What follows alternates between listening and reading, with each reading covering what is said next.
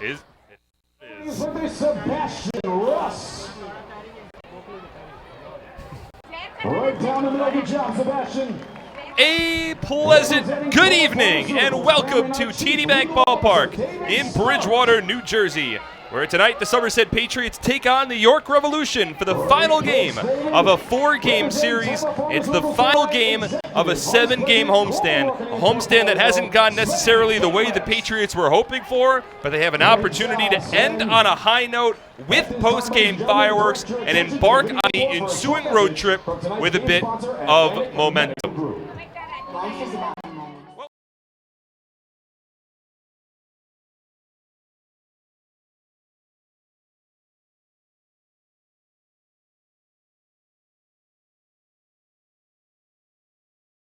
Nine now, but heck, look on the bright side. We've got Rick Teasley on the bump starting tonight. The lefties last time out, he threw 9 perfect innings. It was an impressive performance from Teasley. 27 up, 27 down. Look, it is what it is. The Patriots lineup, they did not put any runs on the board, and ultimately not the end result that he was hoping for, but still a historic night. A tough 1-0 loss in 10 innings to those Long Island Ducks. But the offense picked up last night. 4 runs, a tough 5-4 loss, but they scored and looking to replicate that today. So the Patriots did plate 4 runs in the second game of yesterday's. They, but ultimately fell short.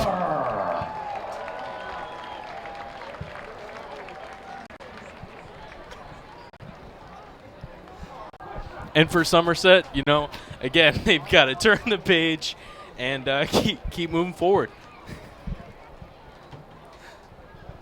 Right down the middle. Thank you, everybody, for tonight's ceremony of first pitches, and let's go Patriots.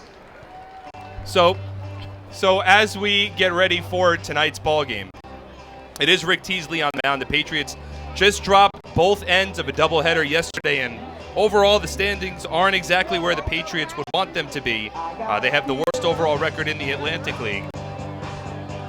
But, again, an opportunity. Look, this is a good Revolution team. Patriots, pitcher Rick Teasley, he's working with a lot of momentum, and we'll see how he does tonight.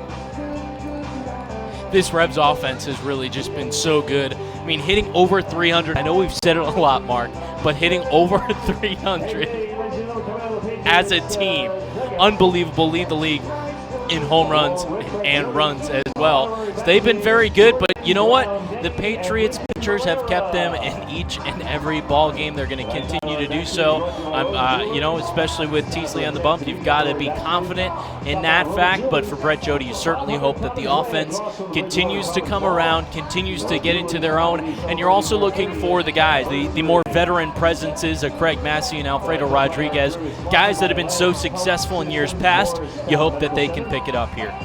Well, they'll have a good opportunity tonight. They're going up against Ricky Schaefer, who's making his first start in a York Revolution uniform. And once again, it's the Revs picking from specifically the Empire League. We've seen this happen from them a couple of times. Sam Burton was a right-handed relief pitcher from the Empire League, and he actually made a spot start against the Patriots the last time that the Revs were in town and performed pretty well at the beginning of that ball game. Zach Sullivan, an outfielder that is currently on the Revs roster, he also began the season in the Empire League. And look, on the mound tonight is Ricky Schaefer. His numbers weren't great in the Empire League. He made 1 appearance when the Empire League had that crossover series against the Can-Am League. He's a career independent ball guy, couple of seasons in the Pacific Association, made 6 starts with the New Jersey Jackals here in New Jersey last year in the Can-Am League. So, look, you know, if there was an opportunity for the Patriots bats to turn things around, you'd certainly think that the pitching matchup for the Patriots tonight gives them that opportunity. Yeah, no question about that. I mean, you certainly have a reason to be positive, but also for Somerset, a huge shake in the lineup. We're seeing Alfredo Rodriguez in a 3-spot. Ray Navarro playing in his second straight game since return to the Patriots lineup, and he had a 2-for-4 day last night, scoring 2 runs. So, you hope the shakeup kind of makes things work. We're also seeing Gabriel Bracamonte playing his 3rd straight game, first time he's done that this season. So you hope these shakeups kind of wake up the Patriots clubhouse and they create results. It was a different morning and early afternoon for this Patriots team. No batting practice. It was a late show-up time for Somerset. Patriots manager Brett Jody just trying to keep things loose. And, sometimes when you're in these difficult stretches, you try to just change things up any way that you can. And it looks like Brett tried to do that today. Well, and that makes sense to me because when a guy is struggling, what do you tend to do most? Overthink. You try to get too perfect and you try to take too many reps, and there's certainly such a thing, especially in a sport like baseball, where you get in your own head more than anything else. That's the biggest deterrent. So keep things loose. Brett was out there playing spike ball with some of the guys in center field before the game, and I think that's the right approach, because if guys continue to think about everything, not only do they kind of overanalyze, but they also play tense baseball, and you're not going to win ball games playing tense and uptight. Oh, a 6-13 record for the Somerset Patriots in the second half. That currently the worst in the Atlantic League. But still, they only find themselves 3.5 games out of first place with plenty of baseball to play in 2019. It's Rick Teasley leading the Patriots onto the field out of their dugout down the first base line. The Rebs will leave their dugout down the third base line, so we will take the cue and step aside for tonight's national anthem. When we return, we'll dive into the TD Bank starting lineups. We'll get ready for first pitch in the final game between the Somerset Patriots and the York Revolution of this 4-game series, and the final time that the Rebs play here in the 2019 regular season. All of that action coming up next on SPN.TV, 1450 WCTC and WCTCAM.com. Are you ready for some family fun? Have a ball with everyone. It's a slamming hit. Come on and get patriotic. Today's presentation of Somerset Patriots Baseball is brought to you by Atlantic Health Systems, Brother, Diamond Nation, Flemington Car and Truck Country, Flemington Department Store, Fullerton Auto, Health Quest, Horizon Blue Cross Blue Shield of New Jersey Lottery, RWJ Barnabas Health, Valari Design, Northern New Jersey ROTC, T-Mobile, TD Bank. It's slamming hit. Come on, get patriotic.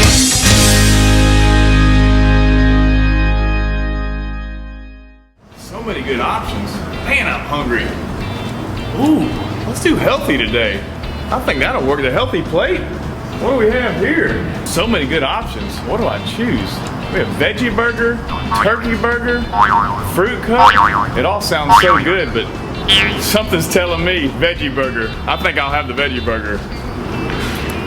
A lot of great choices here at the Horizon Healthy Plate concession stand.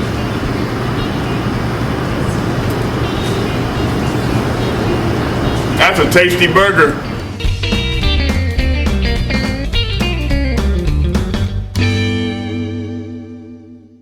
So many good options. Man, I'm hungry. Presenting the lowest car prices you've ever seen. Wow pricing. Only on Fullerton.com.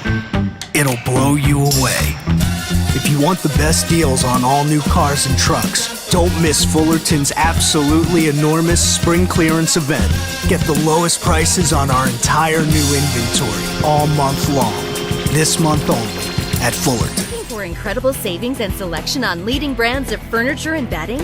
Visit Flemington Department Store. Family owned and operated for over 50 years. Our 2-acre showroom features the brands you want, all at exceptional values. Flemington's highly trained furniture experts are not on commission, so you can experience a pressure-free and informative shopping experience. Come explore the best-kept secret in New Jersey at the Flemington Department Store on Route 31 in Flemington. Nothing is more important than your child's education. The Somerset County Education Association represents the public school employees that make your child's education possible. This includes more than 7,000 teachers, paraprofessionals, bus drivers, nurses, custodians, secretaries, and other outstanding education support professionals. Visit www.sceanj.org for more information. Together, we can prepare our children for the future.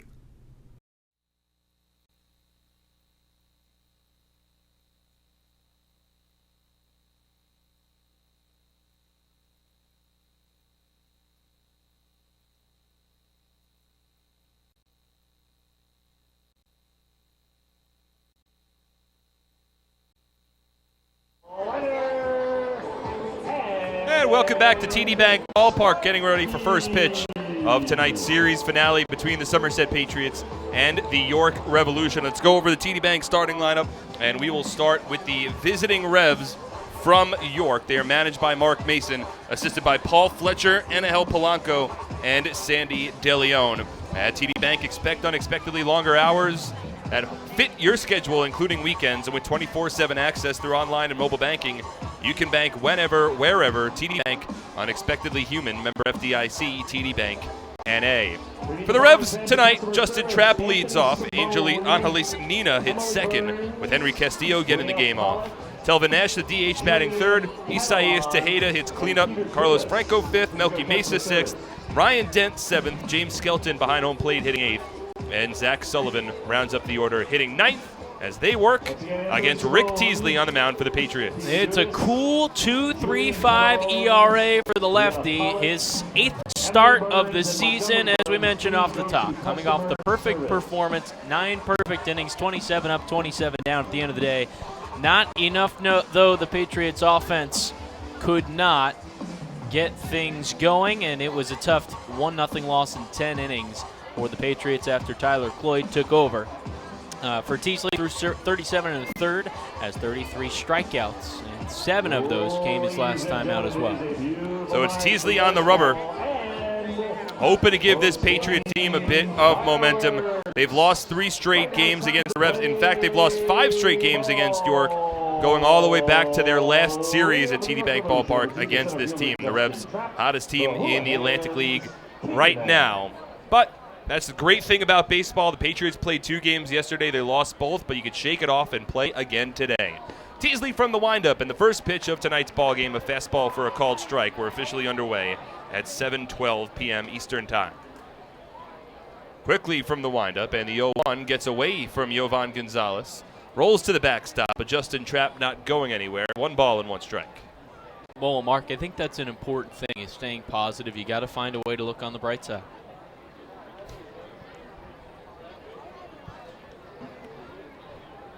One ball, 1 strike. Teasley from the windup, and here's the pitch.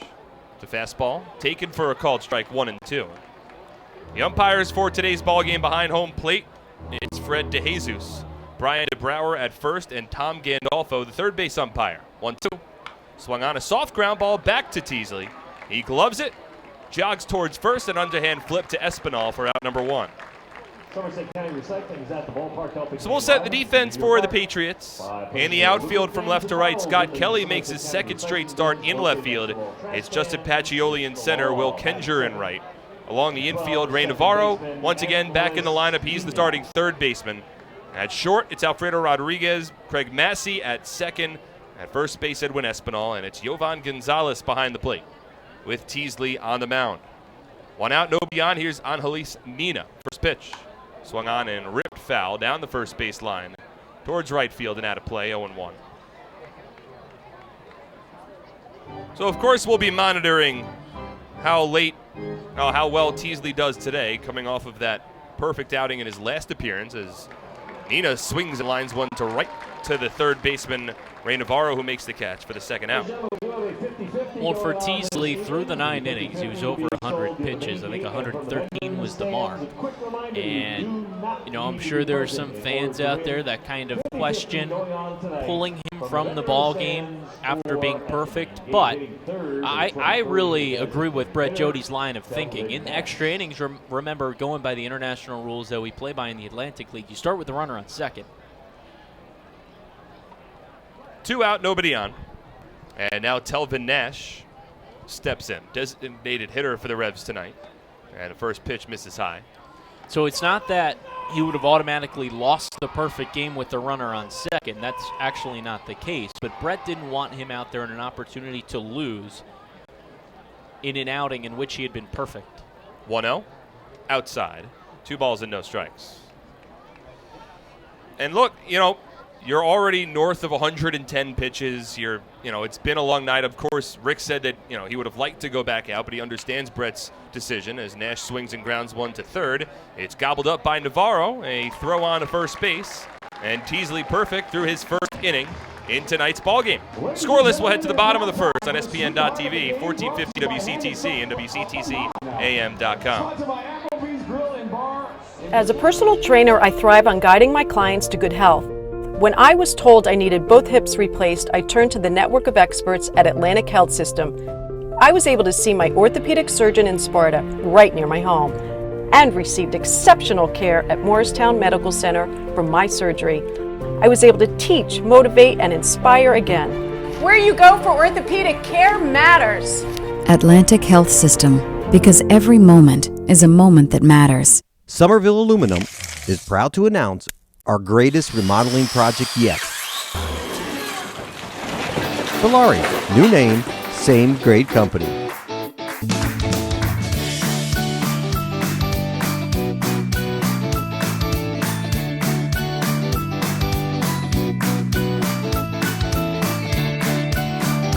Polari, home remodeling since 1950. Visit PolariNJ.com to learn more today. Towards tonight's game.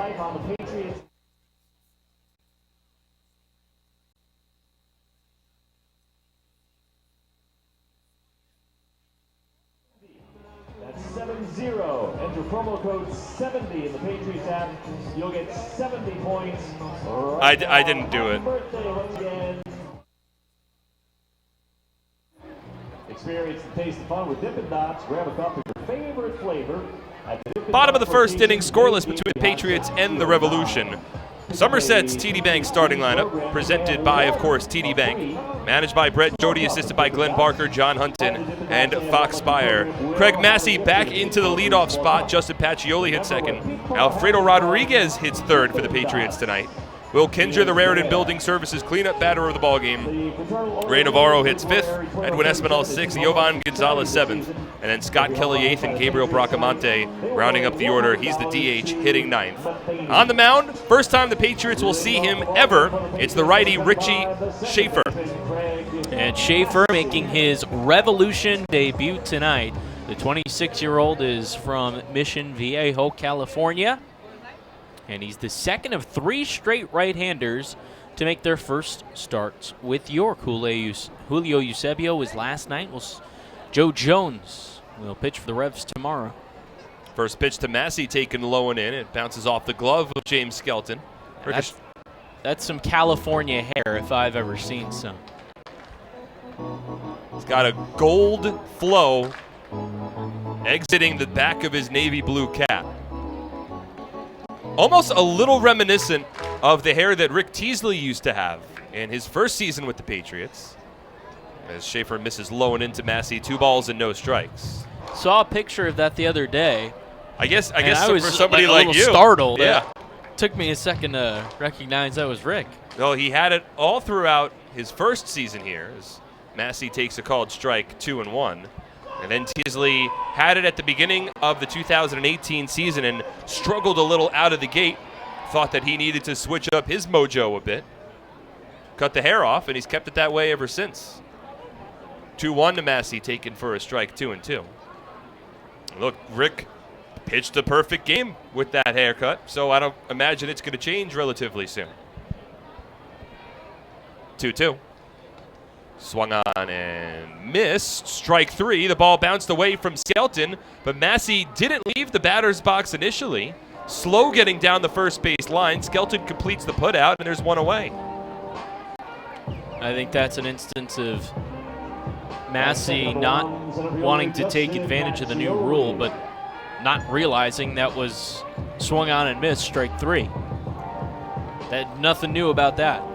Oh, I mean, just through our microphones up here, I could tell that the ball didn't hit the bat when he swung through it. I don't know if he maybe thought that he got contact of it, but it's the first out of the ball game for Ricky Schaefer. Now Justin Pacioli steps in, swings, and lines the first pitch into left center field. That might roll all the way to the wall. Pacioli hustling for second, and he'll stop there. It's a one-out double for Justin Pacioli, and a runner in scoring position for the Patriots.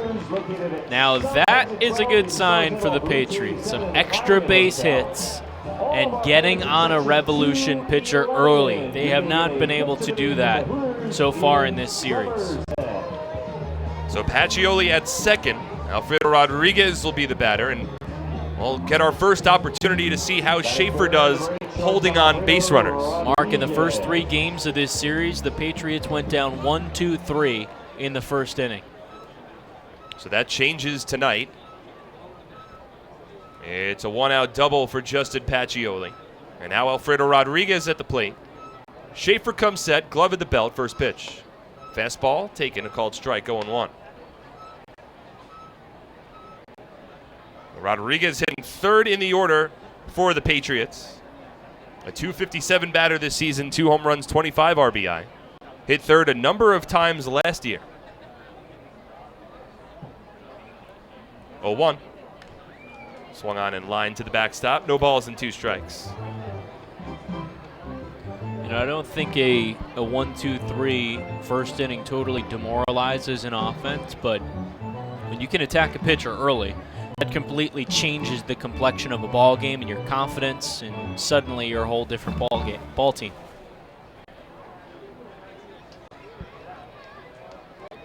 Pacioli off of second. The 0-2 curveball, swing and a miss, strike 3. That's the first breaking ball I think we've seen out of Schaefer tonight. It was a sharp one. It sets down Rodriguez, and now there's 2 away. Alfredo not expecting that, well out in front. A little bit of a long swing from Rodriguez. So 2 out in the home half of the first inning, and yes, the Patriots have struggled to score and put runners on base in the first 3 games of the series, but look, it is what it is. They've got an opportunity now with a runner at second base and 2 away in the bottom of the first, or a base hit could give them an early lead. They've got the guy up at the plate that they likely want in Will Kenger. First pitch, breaking ball, and at the knees, a called strike, 0-1. Kenger hitting .327, 11 home runs, 47 RBI. In addition to that, he's been getting on base late in ball games for the Patriots, but has been stranded in in scoring position. Pacioli bluffs off of second as Kenger swings and misses at a curveball, 0-2.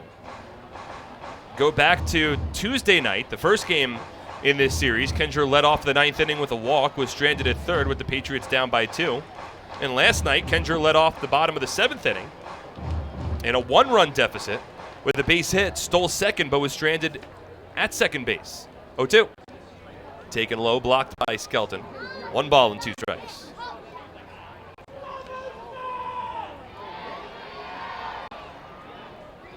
The Patriots were 2 for 11 with runners in scoring position in last night's ball game. And as the offensive woes have continued, even with some opportunities, they've consistently been trying to find that big hit. They haven't done so too often in this series. They did get a couple of big hits in last night's ball game, but fell a run short in a 5-4 loss. 1-2 from Schaefer. Low and in, 2 balls and 2 strikes. Pacioli had a big RBI single to tie up the ball game in the 5th last night. The 4th, rather. Gabriel Bracamonte had an RBI infield single in the 6th to make it a 1-run game. The Patriots had Kenger at second with 1 away in the bottom of the 7th and couldn't find the equalizer. Now Schaefer steps off. We're just underway at TD Bank Ballpark. It's a beautiful evening for baseball. Temperatures in the mid-80s. No wind to speak of, barely any clouds in the sky, post-game fireworks, and a strong crowd continue to file in at the Jewel of the Atlantic League. 2-2. Fisted in the air out towards third base. It's Carlos Franco in foul territory to make the catch, and the inning comes to an end. So no runs for the Patriots on a hit, no errors, and 1 runner is left on base. A scoreless first inning for Ricky Schaefer. We'll head to the second. No score on ESPN.TV, 1450 WCTC, and WCTCAM.com. It's time to celebrate with a birthday party at a Somerset Patriots game. Introducing our exclusive Domino's All-Star birthday packages for the upcoming season. Got a kid you want to have remember a special birthday for years to come? Well, the Patriots have 3 different kid-specific birthday packages that'll make their next birthday the most memorable one yet. Book a party package and upper box seating, enjoy an all-you-can-eat barbecue buffet in the NJM picnic area, or elevate your party into a fun-themed private suite uniquely designed for kids. Every Patriots party also comes with a crowd rendition of Happy Birthday with the birthday child on the field, a birthday t-shirt, an autographed baseball, and birthday invitations. Contact our group sales department for more information on how to celebrate a birthday in style today.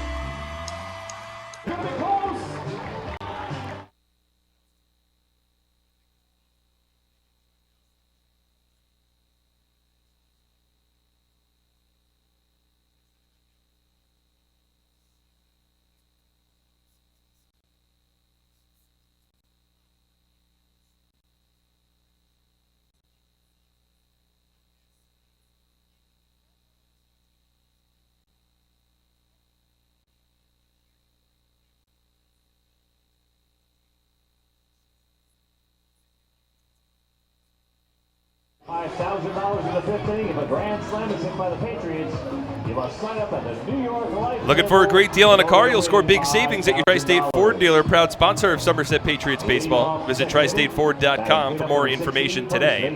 Hey fans, all season long, the Patriots have teamed up with AARP New Jersey to offer its members discounted tickets to every Sunday home game. Just mention the code PATRIOTS3, and that you're an AARP member to get a 50% ticket discount to every Sunday home game. AARP, real possibilities. Scoreless between the Patriots and the Revs in the top of the second inning. It's Isaias Tejeda to lead off. First pitch from Rick Teasley, a fastball outside 1-0. My name's Mark Schwartz. I'm joined alongside Brandon Pelter. Mike Lawrence running our WCTC boards. All of us appreciative of you guys that have joined us for your Thursday evening. Tejeda takes a strike, 1-1. It's the final game of a 7-game homestand for the Patriots, one that has certainly not bared the results that they were hoping for, as Teasley slips a bit off the mound and misses with a pitch low and away. 2 balls and 1 strike. It was the Long Island Ducks that were here on the front end of this homestand. It was ticketed to be a big series last time the Patriots were hosting the Ducks this season. 2-1 taken low and away by Tejeda. 3 balls and 1 strike. Long Island, of course, had the 1-0 win on the night that Rick Teasley threw 9 perfect innings Friday night. Patriots bounced back with a win Saturday, but that was their last win. They've lost 4 in a row. 3-1. Broken bat line drive out to right field. Coming in's Kenger, and he has to play it on a bounce.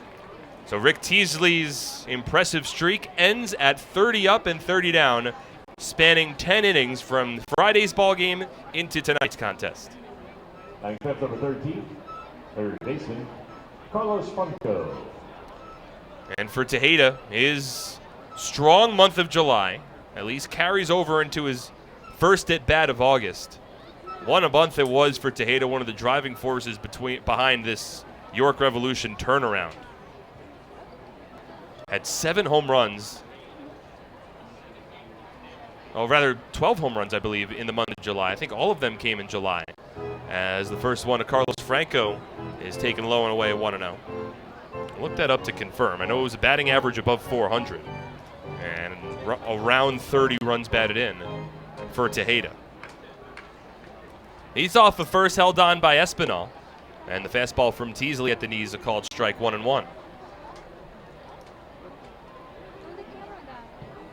So it's the first time that Rick Teasley has had to work out of the stretch in about 2 weeks. 1-1. Fastball away. 2 balls and 1 strike. Franco, a left-handed batter, one of only 2 lefties in the Revs lineup. James Skelton, also a left-handed batter. He hits 8th. It's been a very strong season for Franco. Signed with the team in early June, and he lifts the 2-1 foul down the third baseline, 2-2.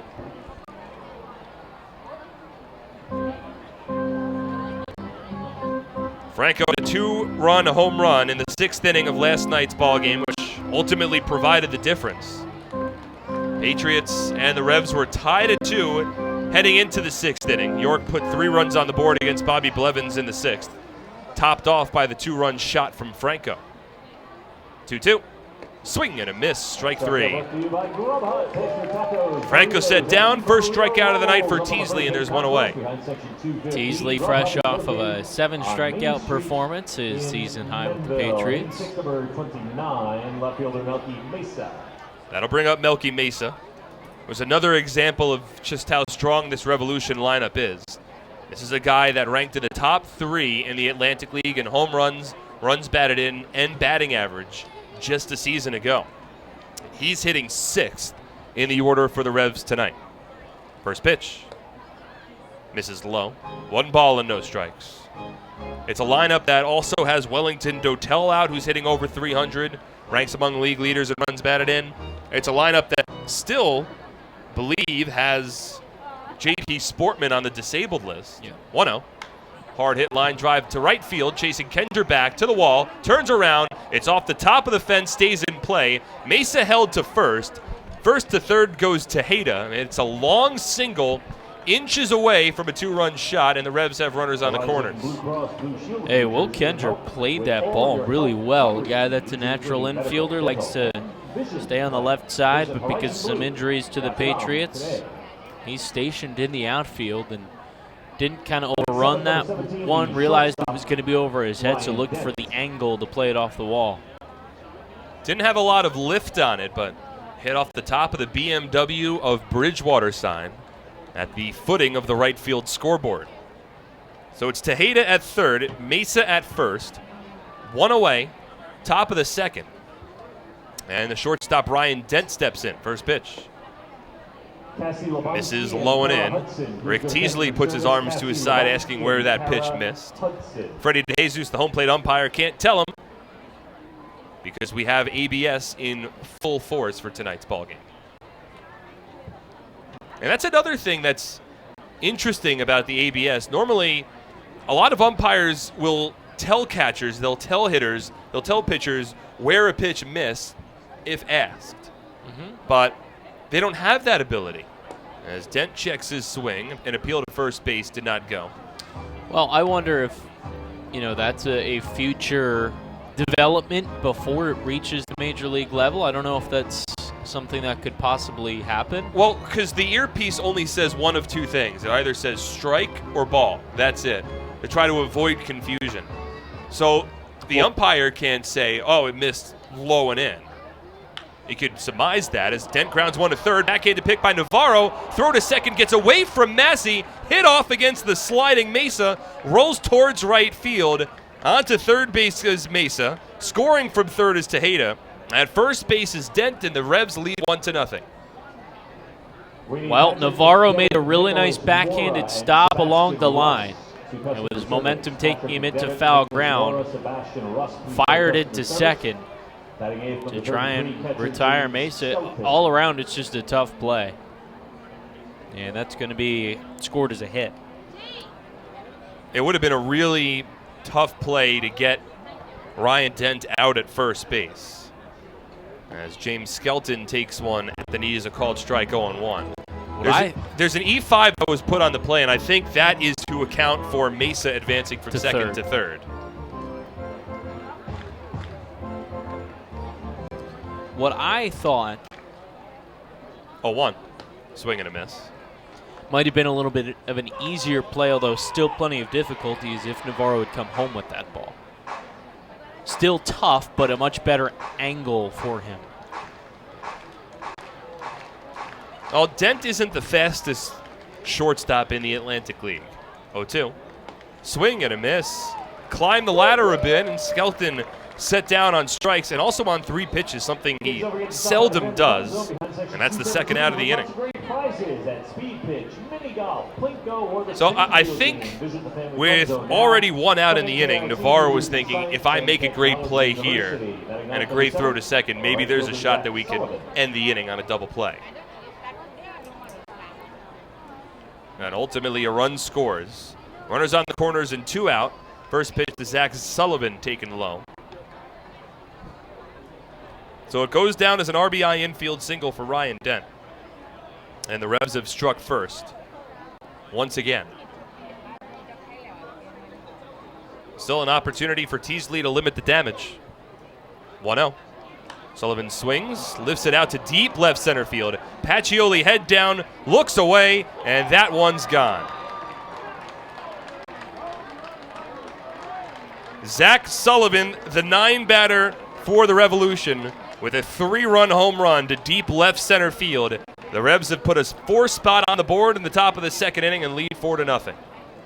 Well, I think one of the difficult things for Rick and any pitcher coming off of such a dominant performance is you're trying so hard to replicate that. And just like when you're struggling, you can get into kind of overanalyzing everything and trying to be too perfect. First pitch misses low from Rick Teasley to the right-handed hitting Justin Trapp. 1 ball and no strikes. So Teasley nearly got out of the inning. Had 2 away, but a 3-run home run from Zach Sullivan. Now the 1-0 to Trapp bounced foul. And it's hard to have a backbreaker this early in a ball game, but with the Patriots' struggles, to give up a 3-run shot to the 9 batter doesn't necessarily bode well for the morale of this club. 1-1. Grounded foul once again. 1 ball and 2 strikes. Well, definitely not, but keeping things positive. You look on the bright side, Justin Pacioli got the double. A guy that's not necessarily known for having a lot of power. He was able to drive the ball. And you're also going against Ricky Schaefer, a guy making his first start in the Atlantic League. Oh, a lot of baseball left. Certainly. 4-0 Revs lead. Teasley on the mound. He'll work from the windup. Shakes off Gonzalez. Now the 1-2. Fastball inside. And Trapp, Teasley's former teammate, takes the pitch. 2 balls and 2 strikes. Got to keep things positive, Mark. Pessimism doesn't get you anywhere. No, it certainly does not. 2-2 is a soft ground ball hit to third. It's fielded by Navarro, and his throw to first base in time. That retires the side. That's 7 batters come to the plate in the top of the second inning. They score 4 runs on 4 hits, no errors, and nobody left on base. 4-0 Revs on SPN.TV, 1450 WCTC and WCTCAM.com. At Flemington Car and Truck Country, we've been satisfying customers for over 40 years, providing selection. With 16 manufacturer brands plus over 500 available certified pre-owned vehicles. Convenience. With all our dealerships located on Route 202 and 31 in Flemington. And satisfaction. With positive reviews praising our business model every day. We'll never take our customers for granted. Flemington Car and Truck Country. Every day, we're here for... Happy with this year's tax refund? Probably not. Well, Flemington Department Store can't change the tax law, but can make things less taxing by crediting you double the sales tax on most top-quality brand sofas, chairs, recliners, bedroom and dining room sets, proudly showcased in Central Jersey's largest showroom. That's right, Flemington is paying your sales tax plus giving you a matching credit when you buy furniture, plus free delivery. The double sales tax credit event is going on now, only at Flemington Department Store. Cocktail Sunday through Friday only at Dave & Buster's. And the Patriots would like to take a moment to thank Teva Pharmaceuticals for bringing your family night outing here this evening. We hope you're having a great time and appreciate your support. Give yourselves a round of applause for a great night of baseball fun. And the Teva Pharmaceutical family, how about taking off those white hats, waving them around right now. Everybody from Teva Pharmaceuticals, wave those white hats around. Alpine Business Systems is the official IT provider of the Somerset Patriots. Visit Alpine Business Systems at www.alpinebiz.com. If you need help during the game or have any questions, you can simply text us at 908-252-0700, and we'll get back to you. Ricky Schaefer on the mound. Bottom of the second inning, and his first pitch to Ray Navarro taken low and 1-0. It's a 4-0 York Revolution lead. Put up 4 runs in the top of the second. 1-0. Navarro takes a strike, 1-1. Included a 2-out, 3-run home run from Zach Sullivan, his 3rd home run of the season. So it's Navarro, Espinal, and Gonzalez at the plate here for the Patriots. Breaking ball from Schaefer taken up and away. 2 balls and a strike. Sullivan had started off the season in the Empire League, which is a semi-pro league, trying to build their way up. 2-1 to Navarro, a ground ball hit to short. In front of it's Dent. And an easy throw to first, a bit high, but Tejeda jumps in the air, falls back to the ground, lands on the first base bag, and there's 1 away. Batting sixth, number 53. First So similar to Sullivan, on the mound for the Revs is Ricky Schaefer. Earlier this season, in the Empire League, it's a semi-pro league that's based primarily out of New York State, hence Empire State Empire League. Ah. They had a partnership that was developed with the Can-Am League, where they played a series against the Can-Am League to showcase their talent. First pitch from Schaefer taken outside, 1 ball and no strikes, with Edwin Espinal at the plate. And it's a pretty smart move, and the Can-Am League was certainly willing to oblige. 1-0 taken low and away. 2 balls and no strikes. I mean, these are guys, some of whom have professional baseball experience, others who don't, who want to get seen. And look, it is what it is. Not a lot of scouts go and watch Empire League games. 2-0 taken for a called strike, 2-1. But playing a bit of a quote-unquote showcase series against the Can-Am League, where more scouts are certainly present, allows more teams, both major league organizations and independent organizations, as Espinal fouls one off down the first base line. It gives you an opportunity to see some of these guys. Yeah, I think it's a win-win for both sides, because for the Empire League, it gets more exposure, and for the Can-Am League, you get a good look on guys that later in the season. I mean, you look how things have developed for the Patriots now. You would think they would love to have an opportunity like that to get a good look at guys that they could pick up. 2-2's poked foul. The Patriots have dipped their toe in the Empire League. Back during the 2015 Atlantic League Championship season, Ricky Claudio, an outfielder, came from the Empire League and was a pretty decent contributor for the Patriots towards the end of that season. Also in 2017, I believe, Javon Jackson was an Empire League signee. Espinal takes one low and away, 3-2. The Patriots have done that before. They've even dipped their toes into the New Jersey Adult Baseball League. Jose Reyes, not the Jose Reyes of the New York Mets, it's separate Jose Reyes, was actually playing an NJABL All-Star game at TD Bank Ballpark a couple of years ago, as Espinal swings through a fastball, strike 3. And Reyes, the All-Star game for the NJABL was played after a Somerset Patriots day game. So the coaching staff for the Patriots hung around just to watch the game. They noticed Reyes and his speed, and he was ultimately signed to a contract. Now, he didn't last for too long here. He didn't perform particularly well, but it's one of the things that independent baseball teams can do. Take advantage of maybe these opportunities that aren't as available for a major league organization. So 2 out, nobody on. We're in the bottom of the second. Patriots down 4-0, and Yovan Gonzalez takes a first pitch strike, 0-1. And the Revs have certainly had their experience with the Empire League. They've got 3 active players coming from that league. Gonzalez skies one out to right field, shallow. In comes Zach Sullivan. Another Empire League player, he makes the catch, and the inning is over. No runs for the Patriots, no hits, no errors, nobody left on base. 4-0 Revs, we move to the third on SPN.TV, 1450 WCTC and WCTCAM.com. Presenting the lowest car prices you've ever seen. Wow pricing. Only on Fullerton.com. It'll blow you away. If you want the best deals on all new cars and trucks, don't miss Fullerton's absolutely enormous spring clearance event. Get the lowest prices on our entire new inventory all month long. This month only at Fullerton. For over 85 years, in every county across the state, we've protected the health of New Jersey, covering families and businesses through life's big moments and the small ones. Because we don't just work here, we live here too. Over 5,000 local employees, all with the same purpose, taking care of you. To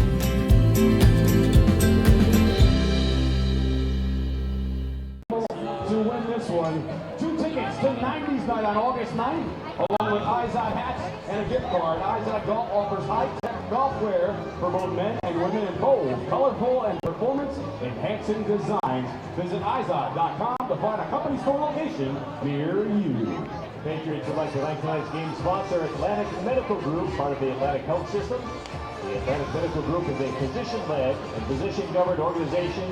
More than 900 doctors, nurses, practitioners, and physicians assistants at over 300 locations. For over 100 years, Carrier Clinic has offered a wide array of specialized behavioral health services for individuals throughout New Jersey. Visit www.carrierclinic.org.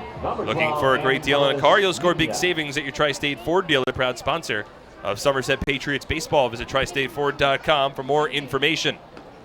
Leading off in the top of the third is Angelis Nina. Shows bunt, takes a first pitch strike, 0-1. It's a 4-0 Revs lead. York put 4 runs on the board in the top of the second. All of them earned against Teasley as he bounces one low, 1 ball and 1 strike. An RBI infield single from Ryan Dent and a 2-out, 3-run home run from Zach Sullivan as Nina swings through a pitch, 1-2. So Rick was at 34 pitches through 2 innings. He'll likely be given another long leash for tonight's ball game, 1-2. Breaking ball outside. Bobby Blevins was the Game 2 starting pitcher yesterday for the Patriots. He threw 83 pitches over 6 innings. 2-2. Fastball, strike 3 called, 1 away. Not much doubt about that one, located nicely there by Teasley. And Nina really didn't even have to wait too long for Freddie DeJesus to ring him up. He was already inching back toward his dugout. So that's the first out of the inning. It's the 3rd strikeout of the ball game for Teasley. 1 out, nobody on. Now Telvin Nash, first pitch. It's taken low, 1 ball and no strikes. We're not the only Atlantic League game tonight. A full slate across the Atlantic League. 1-0 to Nash, fouled off. The High Point Rockers hosting the Southern Maryland Blue Crabs. High Point in front 2-1. That ball game in the bottom of the 5th inning. Rockers were trailing going into the bottom of the 9th of their ball game against the Blue Crabs yesterday. Ultimately won on a walk-off error by Southern Maryland in the bottom of the 10th inning. Nash swings here and dribbles one towards the mound. It's fielded by Teasley and a soft throw on to first base for the 2nd out of the inning.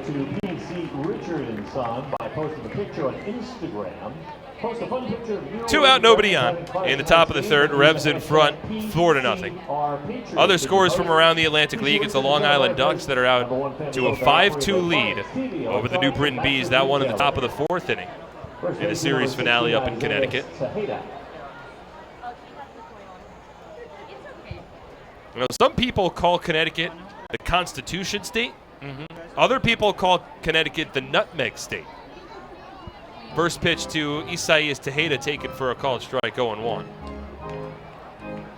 Now, I'm not sure what the proper demonym is for somebody from Connecticut. And I probably should know, considering I spent 4 years in school in Connecticut, as Tejeda rips one to left field for a base hit. A Connecticut? It's certainly possible. No, it's not. That was not a real guess. It's not a bad guess. Tejeda 2 for 2. I disagree. I think they might be called the Nutmegger. It's possible. Or a Connecticutian. A Connecticer. Connecticers. Yeah. A Connecticer? Yeah. Really? According to Google. That's the proper demonym. Wow. 0-1 to Carlos Franco is ripped into left center field. That's a base hit. Scott Kelly cuts it off. Going first to third is Tejeda. The throw cut off by Rodriguez and gets to third, but Tejeda just beats the tag. It went Kelly to Rodriguez to Navarro, and Tejeda able to hustle around third base. Melky Mace is 2 for 2, and the Revs with a couple of 2-out base hits have runners on the corners. Revs really trying to force the Patriots outfielders to prove themselves in the corner outfield positions.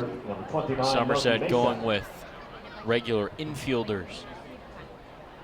It's Kelly in left field, Kenger in right, Pacioli in center. So 2 out, 2 on. Milky Mesa at the plate, first pitch. Misses inside from Teasley, 1 ball and no strikes.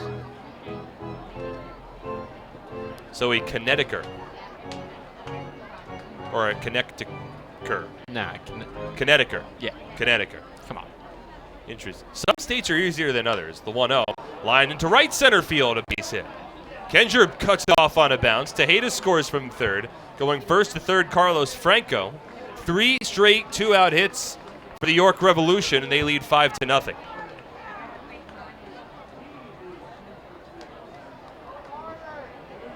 Teasley had 2 out, nobody on in the inning. 17, Ryan Dent. But this is a deep Revs lineup. Tejeda, Franco, and Mesa with 3 straight base hits, all hit hard. Now a 5-0 Revs lead. They have 7 hits so far in this ballgame. And Ryan Dent the batter. Teasley from the stretch, first pitch. Fouled off. An inside-out approach. No balls and a strike. 44th run batted in of the season for the former big leaguer Melky Mesa.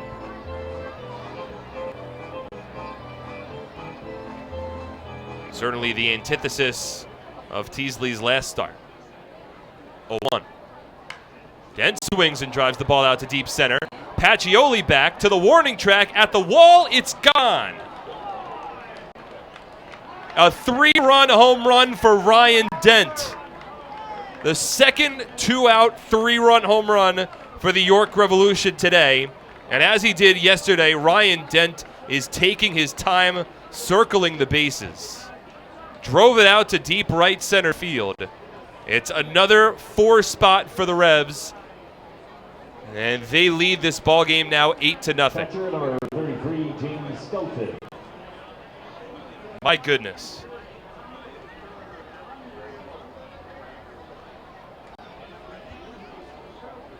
York's lineup has been strong for quite some time, as the first pitch to James Skelton taken for a strike, 0-1. They had scored double-digit runs in 4 straight games entering this series against the Patriots, as the 0-1 called strike, 0-2. But we've had ourselves games that have been sort of focused mostly on pitching in the first 3 of this 4-game set. 0-2. Inside as Skelton jumps out of the way. But I think not until tonight have we really seen the full force of this Revs lineup. Yeah, definitely not. And Teasley just at this point has to eat up innings with the shape of the Patriots bullpen. 1-2. Fouled off. And what will be difficult for Teasley to swallow is a lot of these runs coming with 2 away. He gave up an RBI infield single to Ryan Dent in the 2nd inning. As Skelton grounds one towards second, Massey in front, and he flips it on to first. The inning is over. But a difficult inning once again for Rick Teasley. 4 runs, all coming home with 2 out on 4 hits, no errors, and nobody left on base. 8-0 Revs. Will head to the home half of the 3rd on SPN.TV, 1450 WCTC, and WCTCAM.com. Attention troops, Scout Nights with the Somerset Patriots will be returning to TD Bank Ballpark for the upcoming season on Friday, June 28th, Sunday, July 28th, and Thursday, August 29th. Additionally, our Girl Scout days are set for Sunday, June 30th, and Saturday, September 21st. Troops will have the honor of presenting both their PAX banner along with our nation's colors on the field before the game. A parade around the field will end with the troops lining the infield during the national anthem. Scouts looking to earn badges for presenting the colors and going on a go-see-it outing can fulfill both, all while enjoying America's pastime. Tickets begin at just $8.50 for everyone in the group, with commemorative Scout patches available for just $1.50. Visit SomersetPatriots.com or call 908-252-0700 so you can get involved and have your troop honored at a professional baseball game.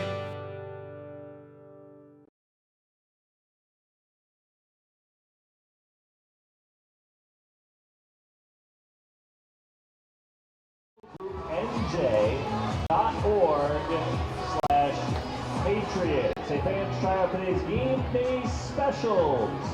Mac and cheese bites, pulled pork sandwich with waffle fries, and an ice cream donut sundae for 2. You can also stop by the Healthy Choice stand for blueberries and peaches. All of these items can be found at the first and third base concession stand. Now, at least one of our birthday kids is old enough to join us for the craft beer ballpark. Hey kids, would you like to receive tickets and exclusive merchandise and join the Somerset Sluggers Kids Club? Call our Sluggers coordinator Tim at 908-255-1422 or visit our Somerset Sluggers page at somersetpatriots.com to learn more and sign up today. Patriots would like to thank Children's Specialized Hospital for their support of the 2019 Somerset Sluggers Kids Club. Diamond Nation, located in Flemington, New Jersey, is the premier baseball and softball facility in the Northeast. It is home to the Jack Cuss Baseball and Jenny Finch Softball Academies. Visit us at diamondnation.com. It's an 8-0 lead for the York Revolution. Before we get into the bottom of the third inning, from Brandon, Mike Lawrence, and myself, we'd like to wish a very happy 70th birthday to Somerset Patriots manager emeritus Steve Califer. He is celebrating his Chairman Emeritus Steve Califer. He is celebrating his 70th birthday at the ballpark today. He was just honored on the field. There was a nice ceremony before the game as well. Scott Kelly at the plate, and first pitch from Ricky Schaefer, a called strike, 0-1. Steve, of course, has done so much for the Somerset Patriots, so much for this Bridgewater Somerset community, so much for the overall progression of the Atlantic League. 0-1, taken low to Kelly, bounces away. 1 ball and 1 strike. Outfitted with a brand new jersey from the Patriots before the game. That's Pretty right. cool. That's a team-signed uniform with the number 70 on the back. And the Califer nameplate as well. So a big happy birthday to Steve Califer. He's celebrating with his family and some close friends in the owner's suite at TD Bank Ballpark tonight. And they'll be treated to a post-game fireworks show, as will the entirety of this Patriots crowd. Scott Kelly grounds one to short in front of its dent, and an easy throw on to first base, the first out of the inning. Tonight's fireworks presented by Atlantic Medical Group, their longtime partner of the Patriots. And a fireworks show here at TD Bank Ballpark that is always one to behold. Unfortunately, both of us don't get many opportunities to watch the fireworks because of post-game responsibilities. But from clients and family that have been in attendance, from what I've heard, our fireworks are tremendous. Let's call a game on the concourse and watch the fireworks. First pitch to Gabriel Bracamonte, taken for a called strike, 0-1. You up for it? I would love to. You know what? I'll one-up you. There is a platform beyond the outfield fence, right at the base of the NJ Lottery billboard. As the 0-1 misses outside, 1 ball and 1 strike. Okay. There's a platform from which we could set up a table and do an outfield broadcast. Let's do it. Next weekend? Sure. I don't think we're going to be able to. According to whom? Who's going to stop us? I don't know. Don't we run the show here? We do. We very much do. We don't. But I don't know if the electricity out there can support it. 1-1 to Bracamonte is swung on and missed. 1-2. Well, because realistically, we would need a hardwire Ethernet connection, at least one, and then we'd use a switcher to connect all of our devices. Yeah. We would need a pretty significant power outlet to supply power for everything as well. 1-2. Swing and a miss, strike 3. A breaking ball from Schaefer. That's his third strikeout of the ball game. And the first time that Schaefer works through this Patriots lineup, he allows just 1 hit. There's 2 out, nobody on in the bottom of the third inning. We move back to the top of the order for Craig Massey with the Patriots trailing 8-0. Somerset, now you've seen him once through. It's time for these bats to get going. You know that he's got a fairly good curveball. So 2 strikes. Gear up for the fastball, but be able to adjust to that curve. First pitch to Craig Massey, up and away. He struck out swinging in his first at-bat. From Schaefer, it's not a fastball that's going to really blow you away. Works from the windup, kicks and fires, and the 1-0 swing and a miss on a breaking ball, 1-1. There's been videos. I know the Mets have done it. I'm sure. I know the Phillies have done it. Having those outfield broadcasts provides a different vantage point. 1-1. Swing and a miss on another curveball. 1 ball and 2 strikes. Well, I think it was during BP, actually. The only ball that Tom McCarthy, Phillies broadcaster, has ever caught was in the outfield doing one of those broadcasts. I thought that was during the game. The 1-2 misses outside. I think you're right. Because I remember that call, and he had the glove. Yep. Always have to have the glove. Mine's here in the booth, but when we relocate out to left field, I'm bringing it. I'll have to bring my glove also. 2-2. Called strike 3 at the knees. Schaefer strikes out a pair. He has 4 strikeouts through his first 3 innings, and the Patriots trail 8-0. We'll head to the 4th on SPN.TV, 1450 WCTC, and WCTCAM.com. Attention New Jersey camps, it's time to start thinking about your summer schedule and field trips for your campers. The Somerset Patriots Camp Days have returned for the upcoming season. Head over to TD Bank Ballpark in Bridgewater to check out top-notch baseball for the best price in town. The 2019 camp dates are officially set for Thursday, July 18th, Wednesday, July 31st, and Wednesday, August 14th. The Patriots are welcoming camps with groups of all sizes to come out to the ballpark to enjoy America's favorite pastime. Each game begins at 11:05 a.m. and tickets start at just $8. There are also lunch options available for just $5. In addition, each camp in attendance will be welcomed with a public address announcement and a scoreboard announcement during the game. Camps can also take advantage of our on-field programs throughout the game based on availability. So book now to ensure a memorable baseball-filled, fun-in-the-sun trip for your camp today. Give us a call at 908-252-0700 or visit SomersetPatriots.com to lock down your camp's perfect summer trip.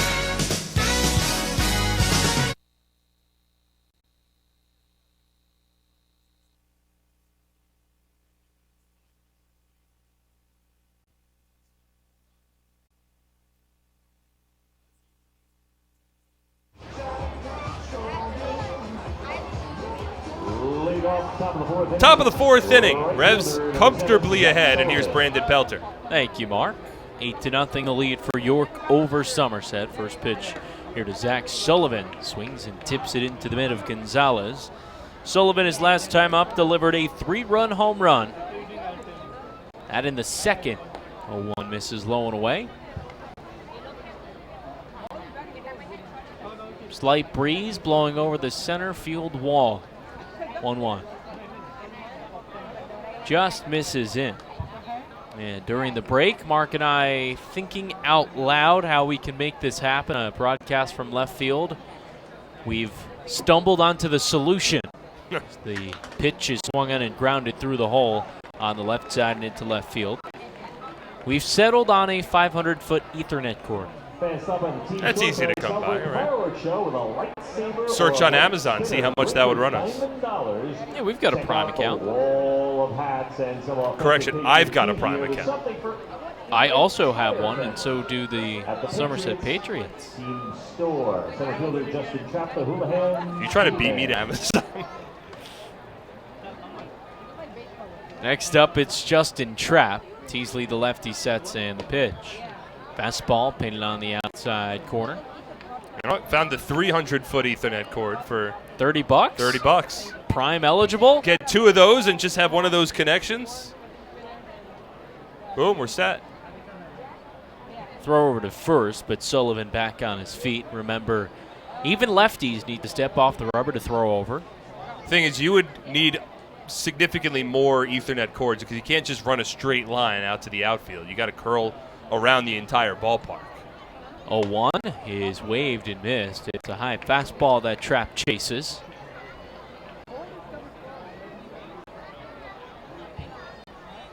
So I would imagine you need about 700 feet probably.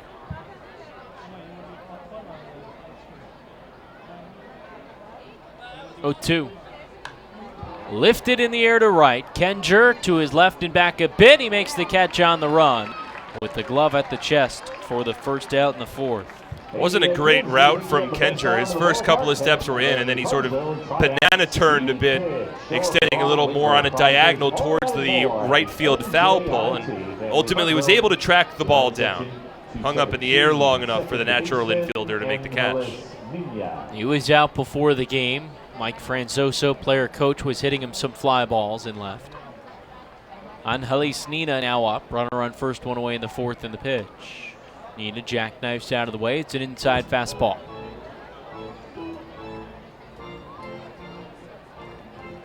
Patriots sputtering.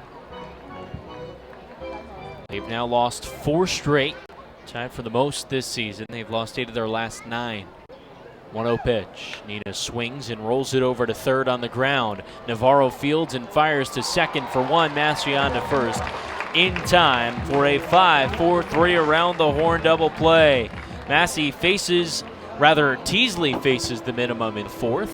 And through 3.5, it's an 8-0 lead. York over Somerset. You're listening to Patriots Baseball on SPN.TV, 1450 WCTC and WCTCAM.com. I'm fighting cancer.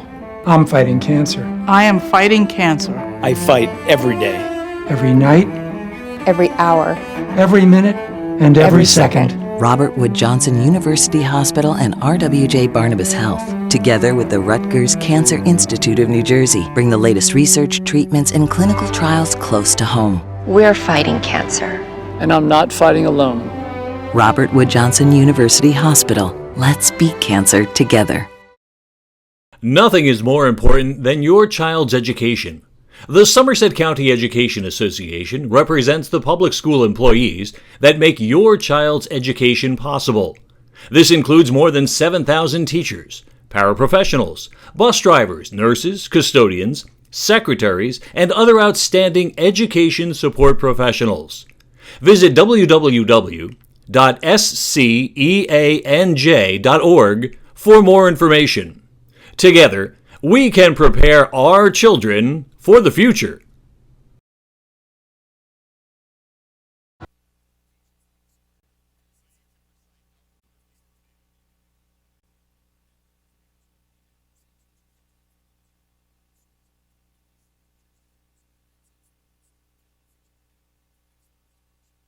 Behind 204 to learn how to get tickets. That's the annual beer and wine tasting event. Not to be confused with the one. Looking for a new or used car? There's no better place than the Flemington Car and Truck Country family of brands located on routes 202 and 31 in Flemington, New Jersey, or at Flemington.com. There you'll find a family-centered organization ready to take care of all of your automotive needs, as they've done since 1976.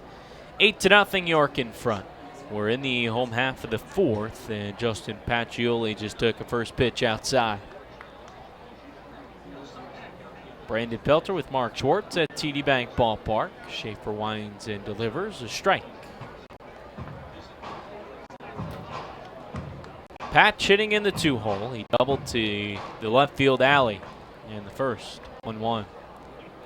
Breaking ball dips away.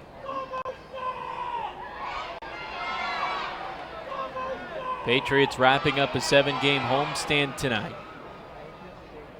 It has been a tough go. 2-1 is swung on in the air and hit high, but down the right field line, tailing into foul territory. Sullivan over near the stands, and that one into the seats.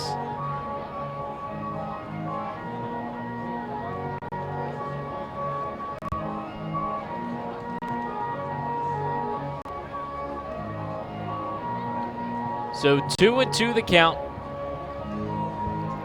Justin Pacioli leading things off in the fourth. Had a 5-game hit streak end in Game 1 yesterday. But then in Game 2 got right back on track with a 1-for-4. Collected a single. The 2-2, a hanging breaking ball line down the left field line. It's a fair ball. Into the corner down in the bullpen. Pacioli cruising into second with leadoff double. He's got 2 doubles so far tonight. That's a good job of hitting once again by Pacioli. His first double was hit hard into the left center field gap. This time a little more out in front of a breaking ball, but we've seen a steady dosage of those from Schaefer to this point. And look, second time through the order. Maybe some better swings, maybe a better approach, and we'll see if the Patriots can sort of climb and crawl their way back into this one. 8-0 the deficit. Alfredo Rodriguez up with Patch at second base. Patriots just 2 hits so far. They both come from the man on second. The pitch is a check swing looper to second base. Nina races in and makes the catch. Look, sometimes baseball can be a fickle game. In yesterday's game, I forget whether it was game 1 or game 2. I think it might have been game 1. Wellington Dotel had a check swing that was placed perfectly on a ground ball through the right side of the infield for an RBI single. Today, Rodriguez has a check swing, and it pops out to the second baseman. It's just, sometimes when things are going well, they continue to go well, and when things are going poorly, they tend to spiral a bit. It is what it is. Kendra up. A looping breaking ball misses outside, but for the Patriots, trying to get that offense going. They've got a runner on second with 1 away in the 4th. Schaefer checks on Pacioli, now comes home. They're breaking ball, that one stays away. Well, we'll see what kind of resolve this team has. Obviously, they're in a 4-game losing streak. It's tied for their longest losing streak of the season. And, they are staring 5 consecutive losses straight in the face with an 8-run deficit. 1-1. Kendra swings and launches this one high in the air, deep to right. Sullivan jogging back, settles under it, now comes in. Pacioli tagging a strong throw from Sullivan, but it's cut off by Dent.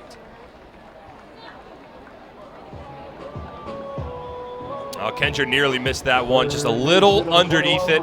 It was a breaking ball that was low in the zone, so Kendra almost dropped his back left knee close to the dirt, trying to golf swing that one in the air, and just a little underneath, drove it out to deep right field. But back to the resolve for this game, it's hard to imagine a way, to come from behind an 8-run deficit, but if you're able to show strides and make this ultimately a 3-run game or a 2-run game and show that, you still have the heart, that could be a positive that would be taken out of a game that has, from an early standpoint, been almost taken away from the Patriots.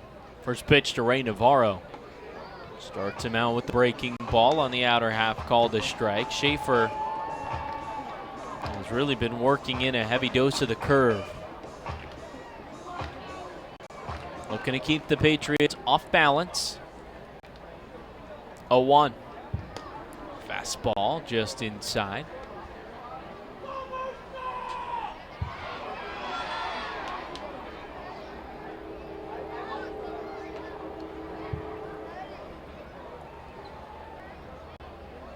Here's the 1-1.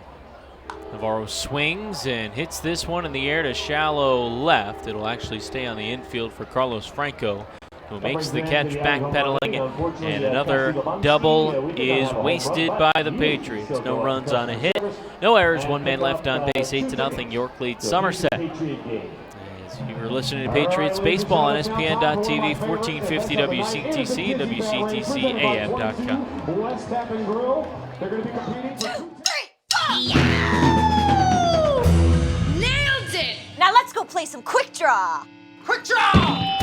Nothing beats the draw of Quick Draw, the game with over 40,000 daily winners. Find a place and bring your... Happy with this year's tax refund? Probably not. Well, Flemington Department Store can't change the tax law, but can make things less taxing by crediting you double the sales tax on most top-quality brand sofas, chairs, recliners, bedroom and dining room sets, proudly showcased in Central Jersey's largest showroom. That's right, Flemington is paying your sales tax plus giving you a matching credit when you buy furniture, plus free delivery. The double sales tax credit event is going on now, only at Flemington Department Store.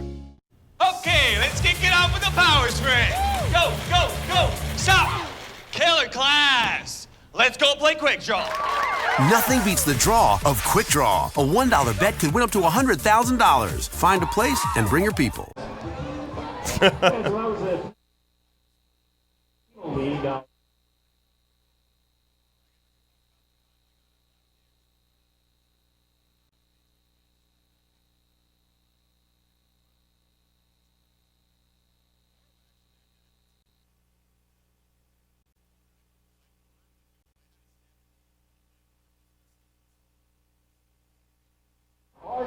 to Major League. Fans get updates on the team ticket specials and upcoming promotions with the Patriots Blast. Text Somerset Patriots, one word, to 22828. That's Somerset Patriots to 22828 to get signed up today. An 8-run lead for the Revolution in the final game of a 4-game set. Telvin Nash is up, and he's first pitch swinging, launching one to the left center field alley. Pacioli back at the wall, looking up, and there it goes. First pitch swinging. Telvin Nash sends it over the wall in left center field. That's his league-leading 27th home run of the season. That's just another impressive showing of power from Nash. Dropped the bat head down a bit, didn't put a huge swing on it, but just so strong. 27 home runs, and that wasn't a poke down the left field or right field line near a foul pole. I mean, that was left center field. That was one of the deeper parts of the ballpark, and he just put good wood on it and was able to drive it out. Revs up 9. Here's Isais Tejeda. Doesn't get any easier. Tejeda 2 for 2, a 2-run score, 2 singles. First pitch misses up and in to him. You know what tonight is? Fireworks night? No, not outside of this ballpark. It's a very exciting night for sports fans. The 1-0 misses low. I'm lost. I've got nothing. Tonight is the official beginning of the 2019-2020 NFL season. It's the Hall of Fame game. The 2-0 is chopped foul. It is the Denver Broncos against the Atlanta Falcons. Huh. And it starts tonight. So from this point forward until, the second week of February, football has returned. Game should be underway. It was slated to start at 8 o'clock. Let's check out the score. The 2-1 is called a strike, 2-2. Played at Tom Benson Hall of Fame Stadium in Canton, Ohio, of course, home to the National Football League Hall of Fame. Yeah, look at that. It actually makes me feel a bit warm. It's the 2-2. This one launched high in the air, deep down the left field line. Kelly to the wall, and that one is gone. The Revs go back-to-back. They now lead it 10-0, and we're just in the 5th. Oh, that home run from Tejeda cleared the flame of the Char Steakhouse sign. It's one of the closer home runs that I've seen to go into the netting in between the extended flames above the second row of advertisements. If a Patriots player were to do that in I believe at the top of the 5th inning, then a fan in attendance would go home with $10,000. That'd be nice. Carlos Franco fouls the first pitch back. Of course. $10,000. What would you do with $10,000? Have to spend it. Student loans. Okay, easy answer. Let's get a fun answer. It's not a fun answer, I know that. The 0-1 upstairs. Fun answer. Okay, the first thing I would do for myself take me out to dinner. What's that? After you take me out to dinner. No. 1-1 in the dirt. I would want to say the first thing I would do if I won the lottery is travel. But with $10,000, I think the first thing I would do for myself, I'd buy myself a brand new drum set. Carlos Franco takes his strike at the knees. You play the drums? I do. You know how to play them? I do. Really? Yeah. Never knew that. There's a drum set on my desk I downstairs. know. I play with it all the time, and you yell at me. 2-2. Franco rolls it over. A slow ground ball up the middle. Massey backhands. Throw to first. It's up the line a bit. Espinal had to reach for it. The throw is late. Franco safe on the infield single. Massey had to cover some ground ranging to his right. Didn't have a very smooth transfer from the ball in the glove to the throwing hand. And oftentimes when he fires it onto first, the ball is shot-putted a bit, doesn't get a lot on his throws. But look, a lot of credit needs to be given to Carlos Franco on that one too. It would be very easy for him to not run that ball out with a 10-run lead in the top of the 5th inning. But he was sniffing out an infield single, and after running it out, that's what he gets. Still no outs in the 5th. Melky Mesa, first pitch swinging, loops it foul down the left field line. But yeah, a drum. The first personal thing that I would buy for fun would be a drum set. I mean, how much does a quality drum set go for? It depends what you're looking for. I mean, you could do pretty well for like $1,000, $2,000. 0-1 is swung on and grounded fair up the third baseline, past a diving Ray Navarro and into the Revs bullpen. Franco Motors around second. He'll get the hold at third. It's a double for Melky Mesa, and the Revs continue to pour it on in the fifth. Third hit of the ball game for Melky Mesa. It's the third extra base hit of the inning for the Revs, and they're simply putting on a clinic right now. And it's a bit shocking, honestly, to see this kind of performance from Rick Teasley, considering how dominant he looked in his last start against the Long Island Ducks, which remains a pretty good team. Good lineup also, but boy, the Revs have, for lack of a better phrase, they've just been so darn impressive tonight. And top to bottom, this lineup doesn't have a lot of easy outs. Ryan Dent is now up. He's also 2 for 2. 3-run home run his last time out.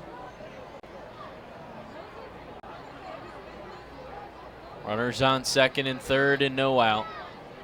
Teasley delivers. Dent takes that one low and in. Well, Teasley now above 75 pitches.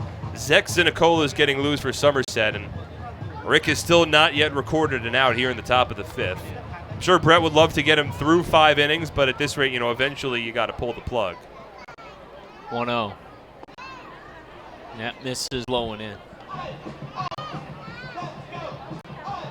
Right now, 10-0. York the lead, just blowing the doors off of the Patriots. The most they've lost this season was by 10 on the road at Lancaster. Had a 10-0 loss just about a week ago on the 25th of July. 2-0 is swung on and fouled out of play. So with my 10 grand, I think first things first, I would want to, me and my dad, go out to a steakhouse in New York City and try Kobe beef. You've never had Kobe beef? No, we've been talking about that for a long time. It's the 2-1. This one is drilled deep to right center field. Kenger back on the track. He reaches up and makes the catch. Both runners will tag, and it's a sac fly RBI for Ryan Dent as Carlos Franco scores, and an 11-0 lead for the Revs. It's now a 5 RBI game for Ryan Dent, and that ball off the bat looked somewhat reminiscent of the 3-run home run he hit in the third. Drove it opposite field, but with a lot of power, and a couple of oohs in the crowd when that ball left the bat. A lot of fans thinking that might have had a chance, but Kendra made the catch along the warning track, and of course, no opportunity to throw out the runners advancing on the sac fly. Here's James Skelton. He's 0 for 2. The first pitch misses in the dirt. He's one of just 3 Revs that to this point don't have a hit. Skelton 0 for 2, along with Justin Trapp, who's 0 for 3. One man, and the 2-man, Angelis Nina, also 0 for 3. And that might be it for Teasley. Here comes Brett Jody. Well, he's also calling Dan Perner out to the mound. Dan Perner, head of the grounds crew at TD Bank Ballpark. And it's a quick trip for Dan, now hustling back. Looks like they're checking the dirt right immediately in front of the rubber on the pitcher's mound. Not so much the landing spot. It looks like it's mostly where the pitcher digs in that immediate area and right in front of the rubber. Well, it gives us a moment to look back on Rick Teasley's perfect 9 innings. And Rick, one of the nicest and most genuine guys in the Patriots clubhouse, he actually bought the grounds crew a gift after he threw his perfect game. I mean, it's a testament to who Rick is. He's very appreciative of all the opportunities that he's been given. There were rave reviews from Rick when he was coming over from Southern Illinois, playing with the Miners, where he was a staple for the Southern Illinois Miners in the Frontier League for 3 seasons, became a fan favorite over there, and then immediately came over to the Somerset Patriots in 2017. Began that season as a relief pitcher, worked his way into the starting rotation after a couple of contracts were purchased, and ultimately pitched so well that he began the year as a reliever and then was the All-Star Game Liberty Division starting pitcher in 2017. He later had his contract purchased. He went to Taiwan towards the end of July that year, and since that point he was strong last year, but had to work through a couple of injury issues, and once again strong this year. Had his contract purchased earlier by Mexico. He's back now with the Patriots, but he's just always been a good guy, and it seems as though wherever he's gone, he immediately becomes a fan favorite. It's certainly not hard to see why. Rick Teasley will stay in this ball game as the grounds crew hustles off the field, and they don't get nearly the credit that they deserve. Usually first ones to the ballpark, and many times the last ones to leave. So we will resume a 1-0 count on James Skelton with one out in the fifth. 3 runs already across for York this half inning, and an 11-0 lead. Right now they have Melky Mesa at third. 1-0. Skelton takes it away.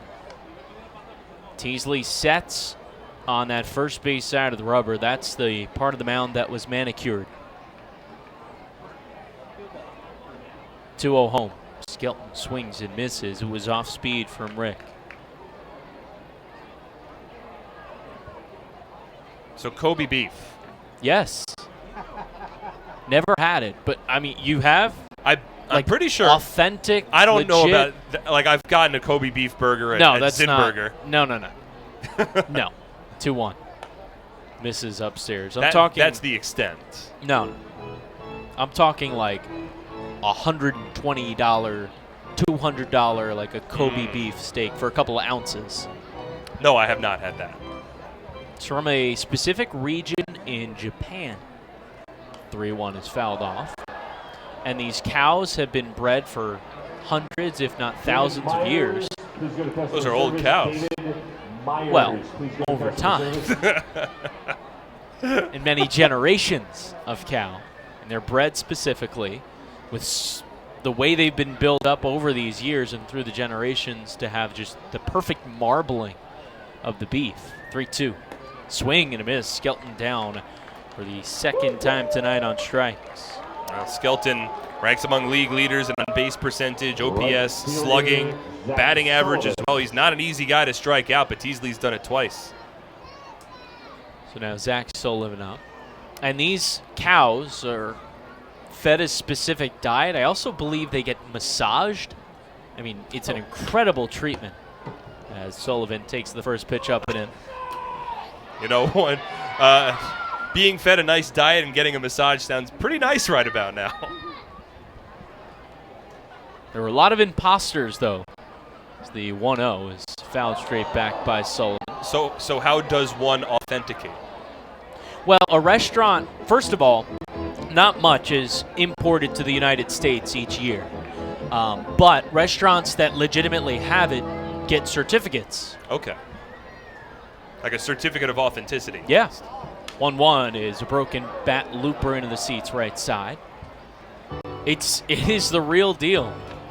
And there are a lot of restaurants that, like you said, this Kobe beef slider, Kobe beef burger, where I don't really know how they fully get away with it, but it's not. Well, I guess like the name Kobe beef isn't like a trademark name. So I think it is, though. I think it might be. It's from a specific region. There's the Wagyu beef. Well, you've done more research into this than I have, so I'll defer to you. 1-2, bust Sullivan inside. I mean, is it a surprise that I'm up to the snuff on my my Kobe beef? I would say it's more of a surprise that I'm not. Yeah, I agree with you. 2-2 is swung on a soft liner right to second. Massey makes the catch, and the inning is over. But the Revs tack on 3 more, 2 home runs, and 4 hits in total. 1 man is left on base, 11-0, York leading Somerset. Through 4.5, you're listening to Patriots Baseball on SPN.TV, 1450 WCTC, and WCTCAM.com. Welcome to the Valari Party Deck. We have a group joining us from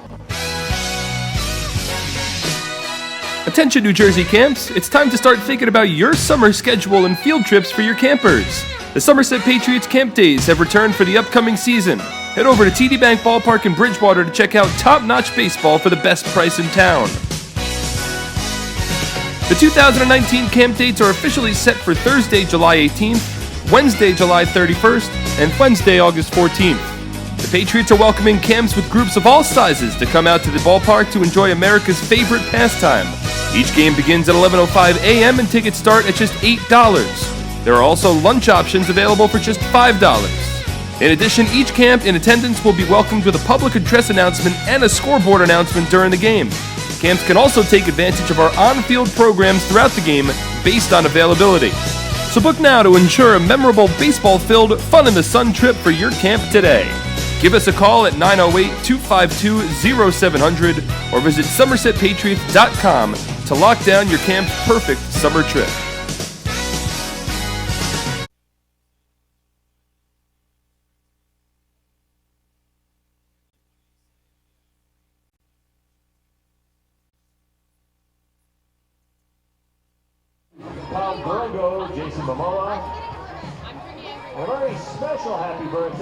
Hang out with friends, reward employees, or entertain your clients with a great view of the action from the party deck. Groups of 30 or more can party on the party deck and enjoy an all-you-can-eat premium buffet.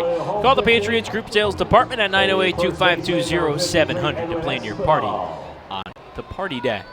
Still Ricky Schaefer facing the Patriots in his Revs debut. We're on to the bottom of the fifth, 11-0 York in front. Edwin Espinal is up, and he takes a first pitch low and away. Well, Mark, with the Hall of Fame game about 30 minutes in, have you been to Canton or any of the major pro sports Hall of Fames? I have been to 50% of the major sport Hall of Fames. The next pitch misses low and away. Well, where have you been? I have been to Springfield, Massachusetts, home of the National Basketball Association Hall of Fame. Okay. And I have been to Cooperstown. Okay. But not Canton and not Toronto. 2-0. Misses down low. I have been to Cooperstown. I think that's it. I passed the Naismith Hall of Fame driving. I think actually on my way to the Cape the past couple of summers you would pass it, but never made the stop. It's 3-0 is called the strike.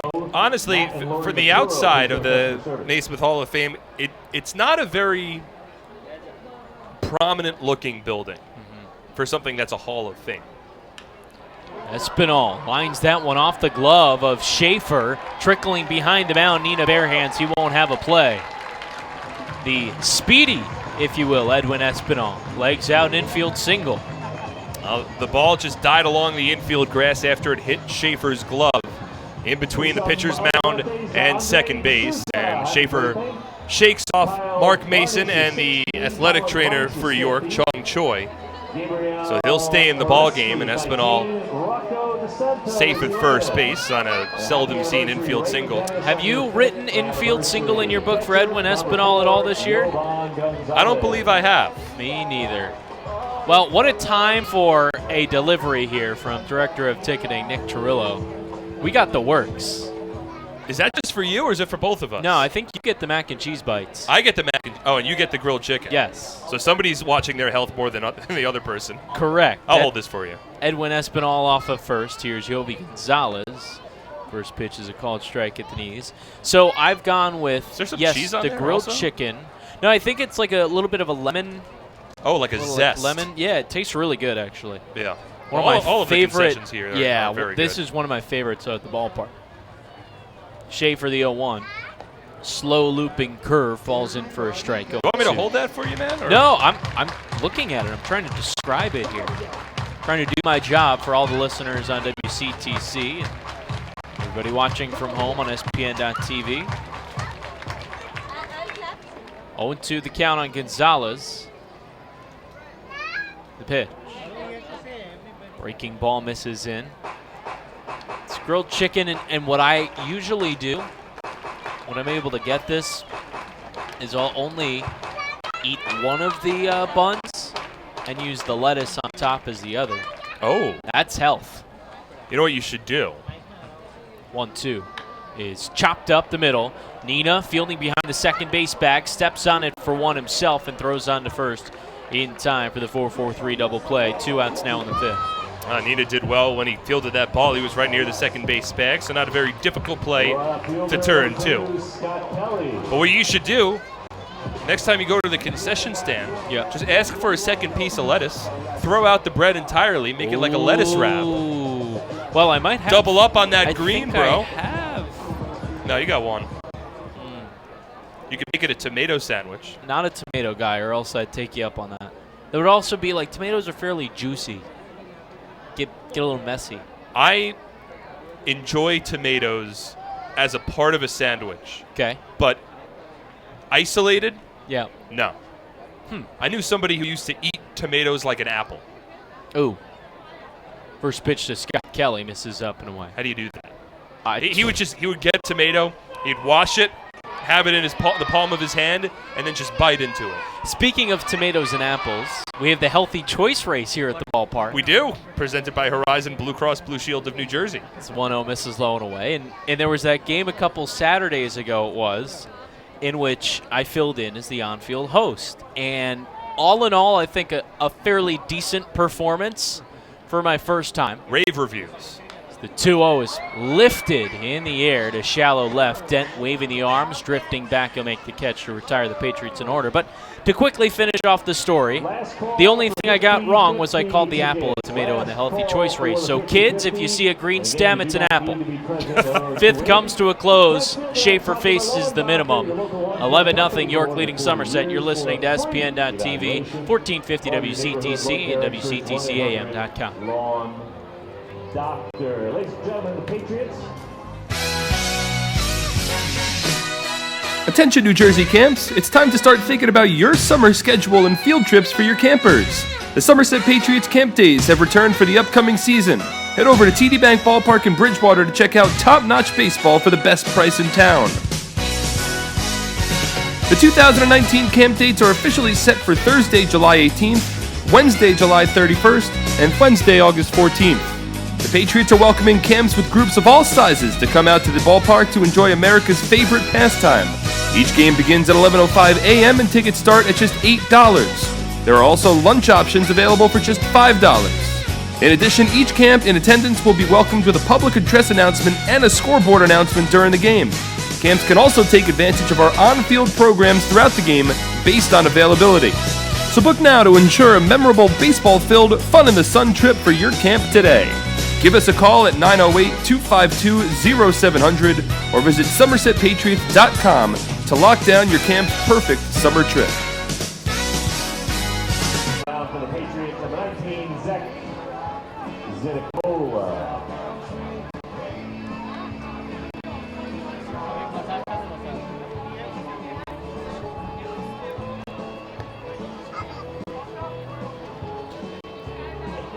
Shopping for a new car? Hit a home run with all the great deals available now at your Tri-State Ford dealer, proud sponsor of Somerset Patriots baseball. Visit TriStateFord.com for more information today. Top of the 6th inning, Zach Zinicola comes out of the bullpen to relieve Rick Teasley. He'll face the Revs, who lead it 11-0. Zach Zinicola back on the mound for the Patriots.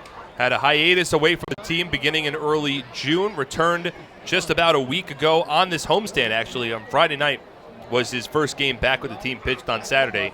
Has made 2 appearances since returning. First pitch, swing and trap, a soft grounder over to first. Espinal tries to backhand, it pops out of the glove, but he'll flip to Zinicola, covering the bag for the first out in the 6th. Well, I think that ball snuck up on Espinal a little quicker than he anticipated, but a good job by Zinicola, always aware, a good defensive pitcher, and he was able to cover the bag. Angelis Nina up next, and we hit on the Hall of Fame a little bit in the last half inning, but I'd like to go back to that one, Mark, if you will. Now, you've been to Cooperstown and the Naismith Hall of Fame. And I have a slight bone to pick with the Naismith. I had a good time while I was there. Okay. But from my memory, and I think I went there back in, I believe it was 2007. That was when I was over there. Nina watches the first pitch strike. If my memory serves me right, it's basically a big building, but it's located off the side of like a major roadway. Yeah. And there isn't, I saw it from the highway. Yeah, but there isn't much going on around it in the periphery of the building. 0-1, that misses low and in. And if my memory serves me right, also it's just there was like a big middle section where it's almost like a circular kind of setup, and different levels in that big circle had different goings on regarding the NBA. As the 1-1 just misses off the outer edge. But I believe if you were going to a place that has the words Hall of Fame in it, there's got to be a little more frivolity. There's got to be a little more majesty to it. A little more grandiose. Yes, that is a fantastic way to put it. That one's grounded to the left side. Rodriguez toward the hole. It's short, gets in front of it, and fields and throws on to first in time for out number 2. I mean, going to Cooperstown, as you said that you've been there as well. Yeah, that's awesome. The whole town is the Hall of Fame. Yeah. It's not just the physical building. So when you go there, you know you're there. Right. I when I was 12, got to play at the Dreams Park in Cooperstown, one of the two big tournaments. Not the Doubleday Park. No. Okay. There's Dreams Park, which is just a beautiful facility. Telvin Nash steps in with 2-away in the 6th. And the pitch to him is fouled high in the air, but behind the plate out of play. And so as a 12-year-old playing right up the road from the Hall of Fame, and then one of the days we did get to go and walk through, really cool, like chills. Yeah. The last time I was there was actually a couple of years ago. Me being a Mets fan, it was before I was the play-by-play broadcaster for the Patriots. I took a weekend off, went up there, saw Piazza and Ken Griffey Jr. inducted. That's cool. 0-1 is fouled straight back toward our booth. And did it go in the window next door? It did. And is there anybody over there? I don't know. Is Jonathan Denick over there? Somebody got the ball. Somebody was handed the ball. Well, is our camera okay? Well, I still see a picture. We're still getting pictures. We're still getting video footage. That is good. All right. 0-2 the count on Nash. Boy, Nash is not the one I would want hit into a. He lifts this one to shallow right center field. Kendrick coming on, makes an awkward dive. Did he make the catch? No, he trapped it.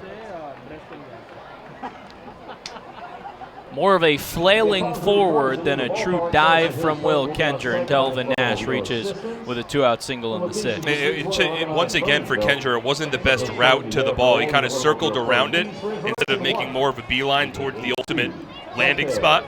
And I think it was just those extra couple of steps that cost him an opportunity to make the play. So with 2 away, the ever-dangerous Isais Tejeda steps up. A perfect 3 for 3. 3 runs scored. An RBI in there as well in the solo home run down the left field line. The pitch. Fastball called a strike. Never been there for an induction weekend, and that's definitely on the bucket list. Yeah.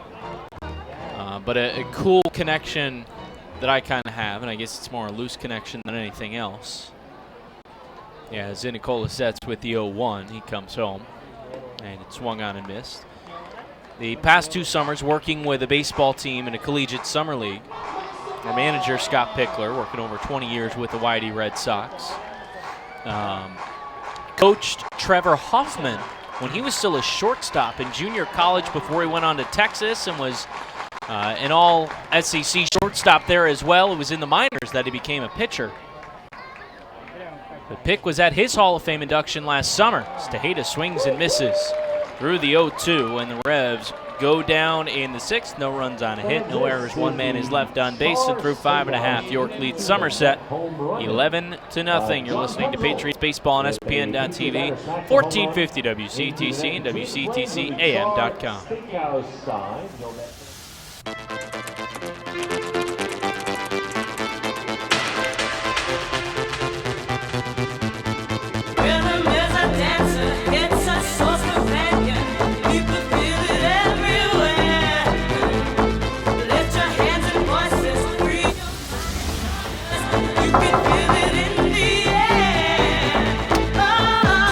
Sorry, we were running late. No problem. Come on in. This season, T-Mobile is partnering with Little League to make sure every kid can feel like an all-star. With T-Mobile, parents across the country can share the action, the highlights, and the lowlights. And the stars of tomorrow get a chance to shine today. From Little League to the big leagues, T-Mobile has you covered. Now connecting 99% of baseball fans. T-Mobile. The Patriots would like to thank the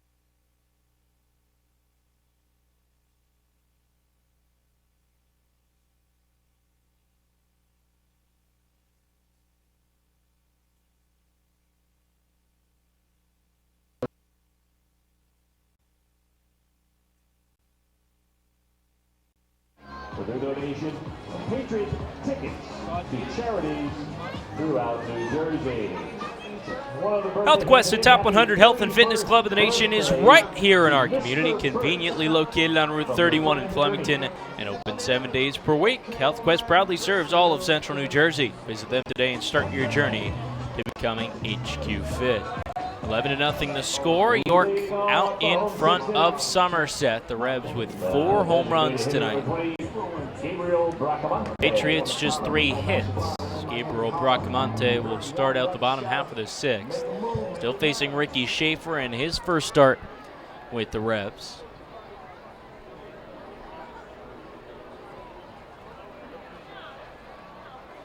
Schaefer, the righty, working from the windup, formerly of the Empire League. He delivers pitch outside. We've seen some good stuff out of Schaefer today. He's had some good breaking balls. The fastball hasn't had too much giddy up, but ultimately he's able to keep the Patriots off balance. There's really only one guy that's made good contact against him. 1-0 misses away. Justin Pacioli's 2 for 2 with a pair of doubles. Outside of that, the rest of the team has combined for 1 hit. And that's been Edwin Espinal infield single. 2-0 the count on Bracamonte, making his 3rd straight start for the Patriots. First time he's done that this season. And 2-0 clips the outside corner for a strike.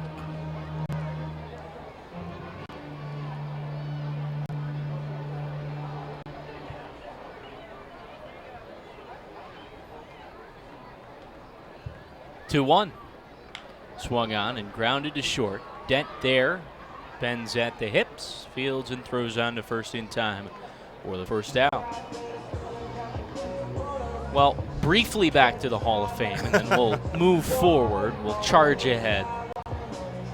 Pick, the longtime coach of the Whitey Red Sox and the Cape Cod League, and at Cypress College, Coach Trevor Hoffman, the, of course, closer, and the Hall of Fame closer. And when he was inducted last year, Trevor invited him, so he went out, took a couple games off.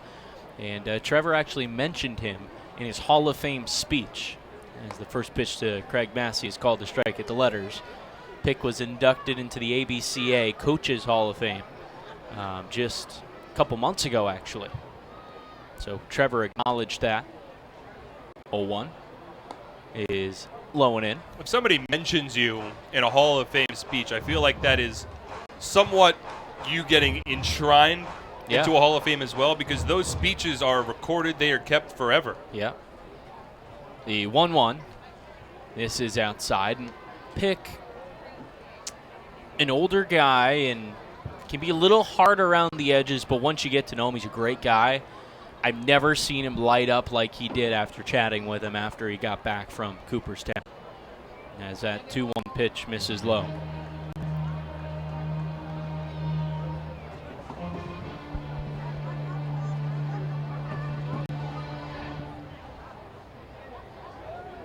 Schaefer the 3-1.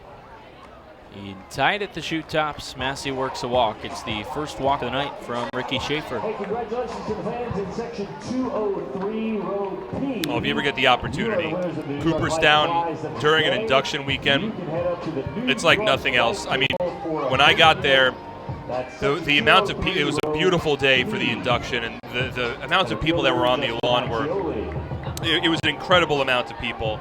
We were all the way to the back. We were having to catch while all of the stuff before the actual speeches took place. And just for a baseball fan to walk around this town and to see everyone wearing baseball jerseys, whether it be for a team that you root for or another team. As Justin Pacioli is at the plate, he took the first pitch up in 1-0. It's just cool. If you're a baseball fan, I would certainly add that to the bucket list on an induction, especially if you have somebody from your team that's getting inducted. I believe you're a Yankee fan? Yes, sir. So you'd see, you missed a golden opportunity this year. 1-0 misses up and in. Well, were we home that weekend? I don't believe we were. I'm not sure.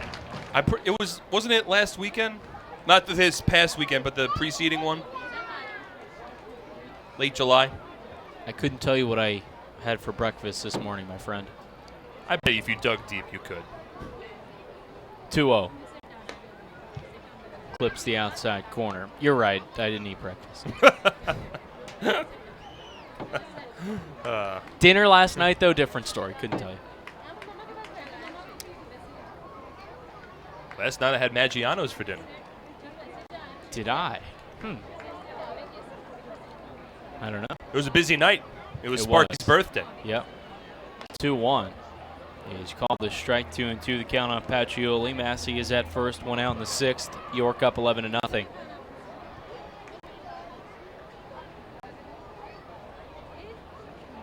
Tell you what, at some point, we originally got on this tangent because the Hall of Fame game for the NFL is underway, and the Denver Broncos are leading 7-0, which is something pretty cool to say. It means that football is back. Pacioli fouls the next pitch back.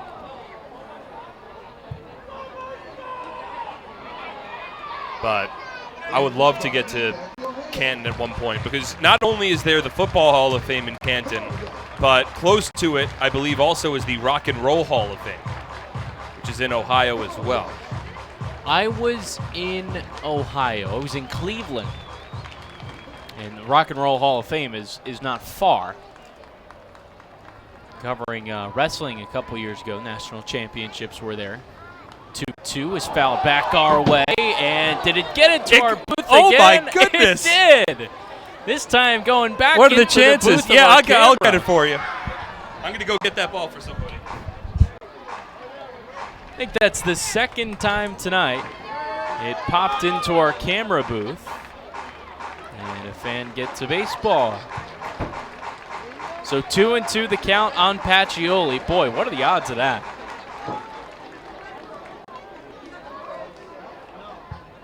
Schaefer delivers. Swung on and lifted to shallow right field.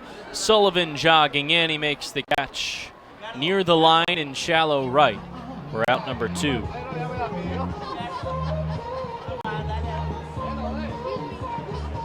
Shortstop Alfredo Rodriguez.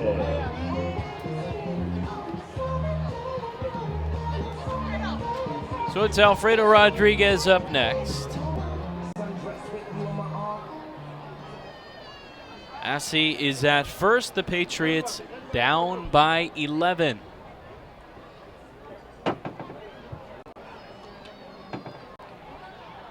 First pitch. Starts him off with a changeup that misses low and away. Mark, was it you that tossed out that ball to a fan? No, it was not. It was actually our corporate sales manager, Ken Smith. I was going to ask, how do you even pick? With a group here in front of us, all looking back, pressure's on. Most animated fan. Okay. 1-0. Is slapped a hard line drive down the right field line, drops in for a base hit. Sullivan able to cut it off and hold Rodriguez to a single. Runners on first and second with 2 away in the 6th. So incredibly, the setup that we have here at the ballpark, there is a booth to our left that is normally unoccupied, but it does house our camera for our SPN.TV broadcast. There have been 2 balls that have gone into that room with an unmanned camera, and somehow both foul balls have missed the camera, which is pretty dead center in the middle of the opening of that booth. And I mean, all it takes is the baseball to kick a tripod, leg of the tripod. I mean, camera's anything. done. Camera's done. We're both on our feet looking for a foul ball from Will Kenger, who's up 2 on 2 out. Patriots down 11. The first pitch is called to strike at the knees on the inner half. There is a big hole in the wall, however, in the back of that booth where the imprint of a ball is so visible that you can actually see the seams have been imprinted on the wall. Maybe we're happy that it didn't come our way as the 0-1 is scorched to center field, but right at Justin Trapp, who takes just one step back to make that catch. Hit hard, but an atom ball from Kenger, and the Patriots down in the 6th. No runs on a hit. 2 men are left on base. Through 6, York leads Somerset 11-0. You're listening to Patriots Baseball on SPN.TV, 1450 WCTC and WCTCAM.com. I'm fighting cancer. I'm fighting cancer. I am fighting cancer. I fight every day, I fight every night. Every hour. every minute, and every second. Robert Wood Johnson University Hospital, Somerset, and RWJ Barnabas Health, together with the Rutgers Cancer Institute of New Jersey, bring the latest research, treatments, and clinical trials close to home. We're fighting cancer. And I'm not fighting alone. Robert Wood Johnson University Hospital, Somerset. Let's beat cancer together.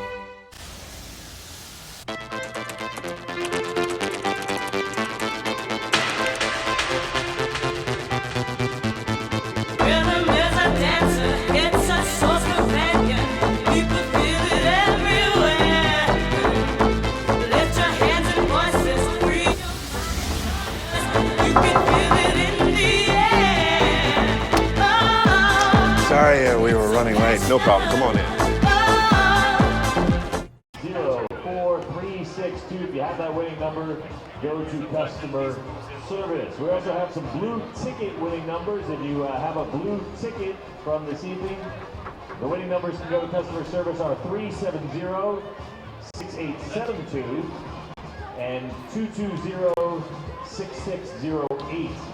Again, those were for the beer and wine table. They can go to customer service 370-6872, 220-6608.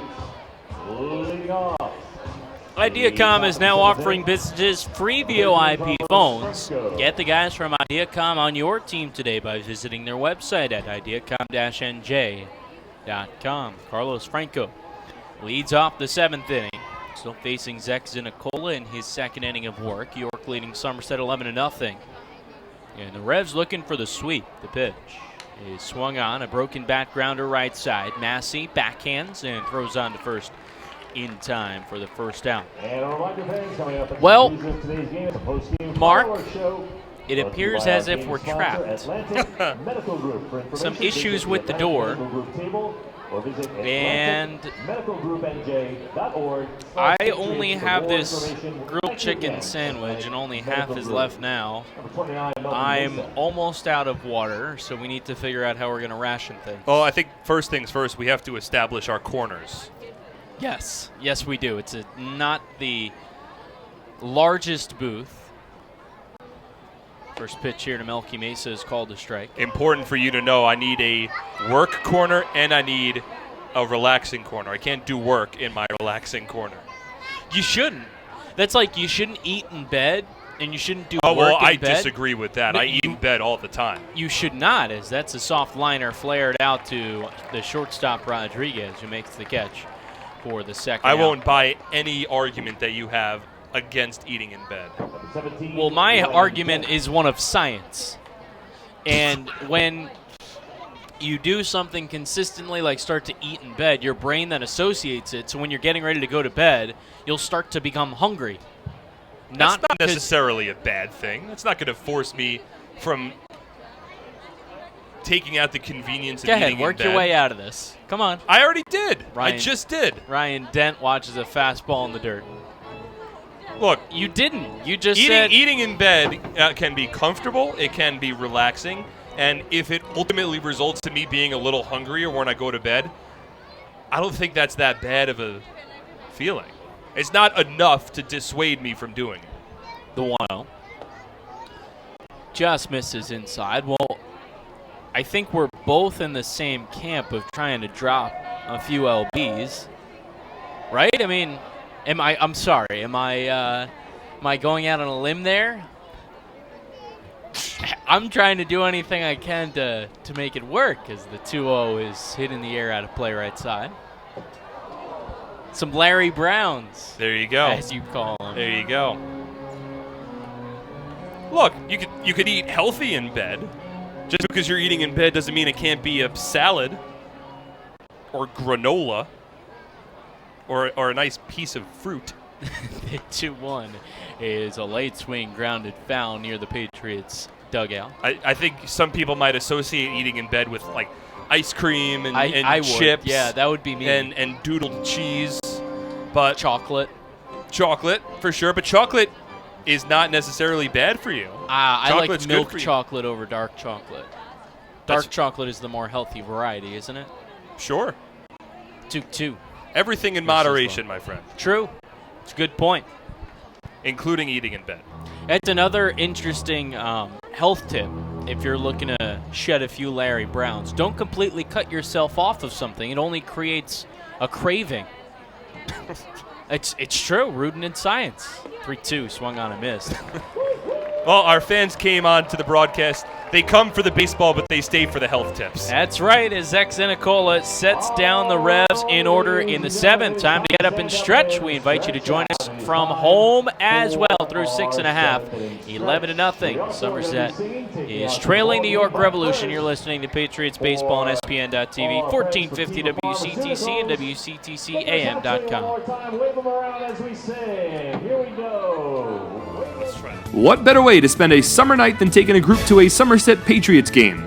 Enjoy one of the best ways for families, friends, and businesses to catch affordable entertainment right here in Central Jersey. Groups of 30 or more receive $2 off the normal price per ticket, starting at just $8.50. These groups can participate in our on-field promotions, including a pregame performance, color guard, baseball buddies, field of dreams, or the 7th inning fun bunch. The Patriots also offer fundraising opportunities for groups of 250 or more for even larger discounts. Head over to our picnic area located down the left field line, where groups of 30 to 500 could have a ballpark barbecue. For $28 a person, get a ticket to the game and an all-you-can-eat barbecue buffet. Overlooking the left field line is the party deck, where an upscale buffet will be served along with a cash bar for groups of 30 to 150 for $39 a person. Groups of up to 30 or 40 can have private use of a fully furnished, climate-controlled hospitality suite with indoor and outdoor seating alongside wait service. Our exclusive Diamond Club is a large indoor hospitality space located on our suite level, perfect for holding meetings and entertaining clients. Here, outdoor balcony seating is accompanied by an hour-and-a-half upscale buffet, a private cash bar, cocktail tables, bar seating, and a 60-inch smart TV. Email us at groups@somersetpatriots.com or call 908-252-0700 to lock down your perfect summer outing. Fans, do you have a group of friends or coworkers you want to entertain? Then come to TD Bank Ballpark and party with the Patriots on our Audi suite level. Enjoy the next Patriots game you attend in a lap of luxury. Stop by the ticket office to find out more information on nightly hospitality suite rentals, as well as seasonal plans that are still available. The Somerset Patriots suite level is brought to you by your New Jersey Audi dealers and the 2019 Audi Q5 SUV. Take a test drive today and see for yourself why the Audi Q5 was born to not conform. 11-0 York in front of Somerset. Turned into a rout. It got going early on in this one after the Revs tacked on 4 in the second, 4 in the third, and 3 in the fifth. A lefty is on now for the Revs, relieving Ricky Schaefer. They turn to Orlani Quiroz. The Patriots have seen plenty of Quiroz this season. He's been used as a long reliever. He's been used as a late inning reliever. Ultimately, Quiroz in his first season with the Revs, 3-1, a 5.19 ERA. He has made 19 appearances this season. His longest appearance was 2 innings, but he steps on the mound here with a comfortable lead, so I imagine this will be a prime situation to see him try to eat a couple of innings. Quiroz will face Ray Navarro first. The switch hitter moves around to the right side. Navarro for 2 tonight. The pitch is swung on and lined into shallow right field. Along the line, Sullivan charging, and it's a fair ball. About 3-4 feet just inside the right field line. It dunks in for a base hit to lead off the Patriots in the 7th. Well, Navarro still has a bit of a long swing from time to time. I'd like to see him shorten up that stroke a bit. I think in his last at-bat, when Pacioli, it was at third base in the 4th inning, and he popped out to third base. I think he had a bit of a long swing on that approach, but that time it worked out. The ball was able to find a piece of the bat, and he had his strength and muscled it into shallow right field. Kept it fair. Here's Edwin Espinal next. Kiro's the lefty. Delivers home. It's a fastball strike to Espinal.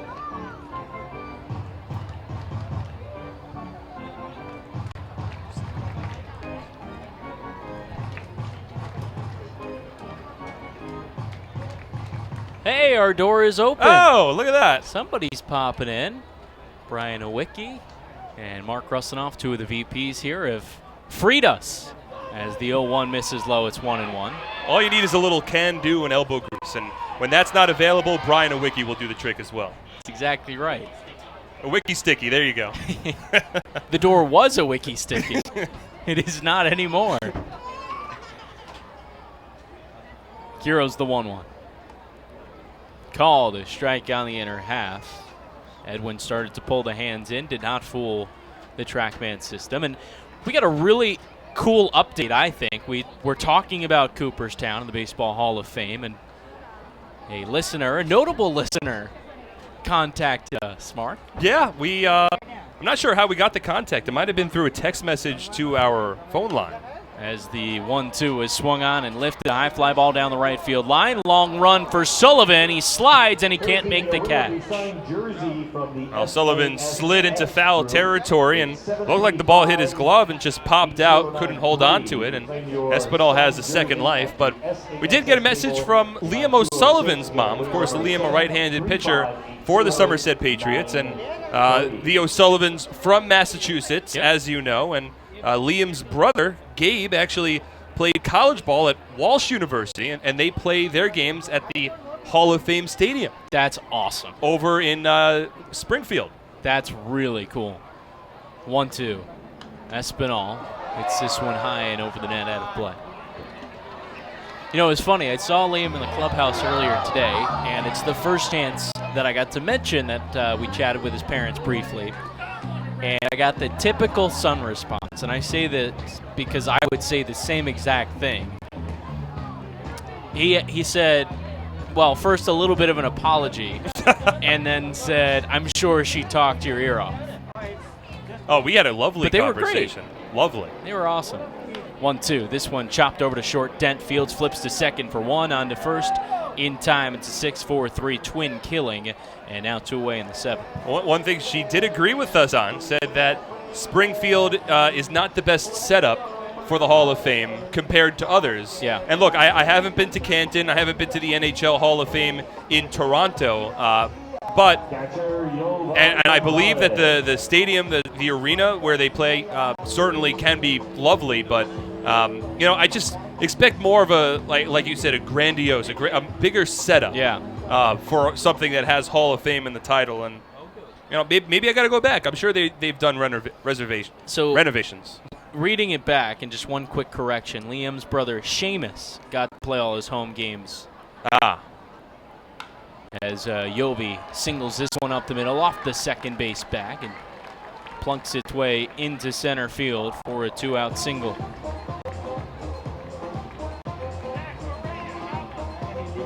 Yes, Seamus. I read that incorrectly. So Scott Kelly up next.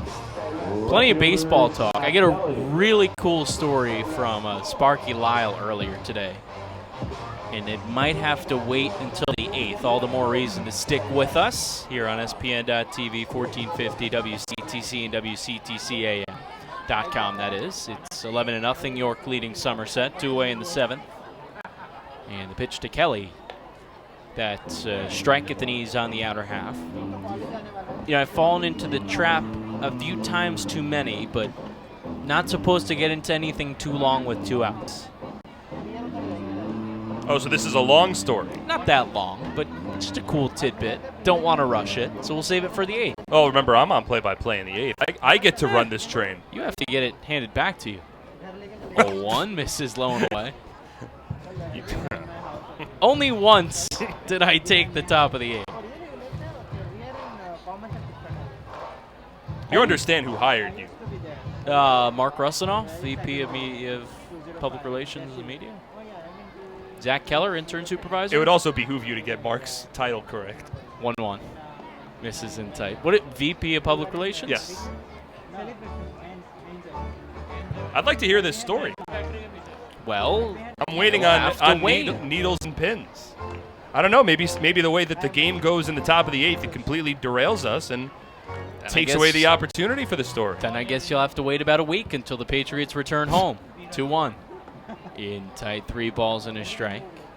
You easily could have fit in that story in the time that this is taken. Correct. But we didn't know whether Scott would be first pitch swinging and get out. You don't want to rush it. 3-1. Poured down Main Street, a fastball. It's 3-2. Gonzalez will start off of first with 2 away in the 7th. York up by 11.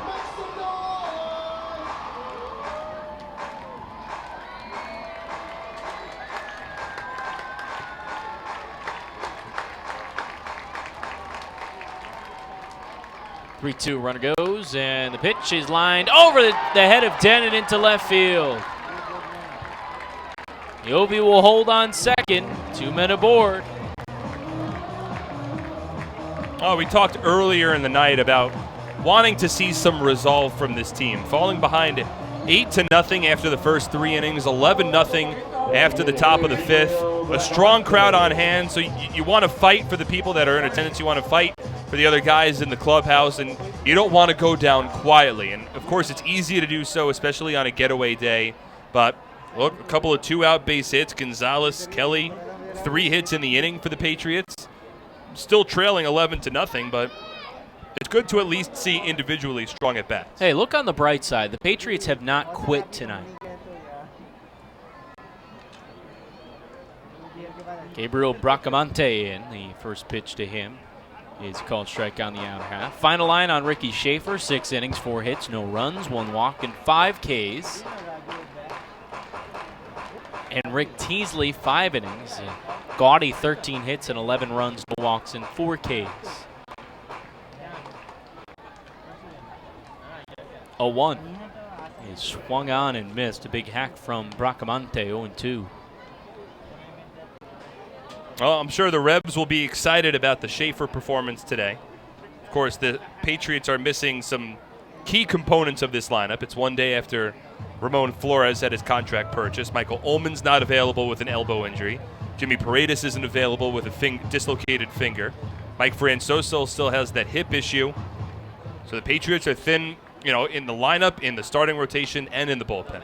0-2 breaking ball misses away. But you don't want to make excuses. I mean, this is a team that, has the expectations to be performing a lot better than the way that they currently are. They're about to lose their 5th game in a row. They're trailing 11-0 at home. It's not what you expect out of a Somerset Patriots team.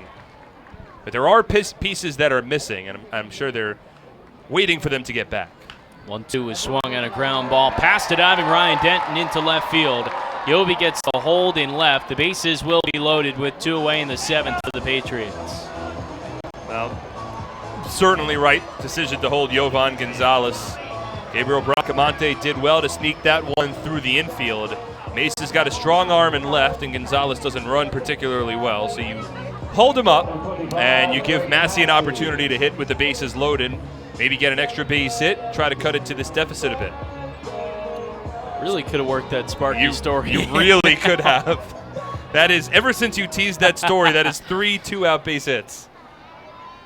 Well, we don't want to take away from the game now, do we? No.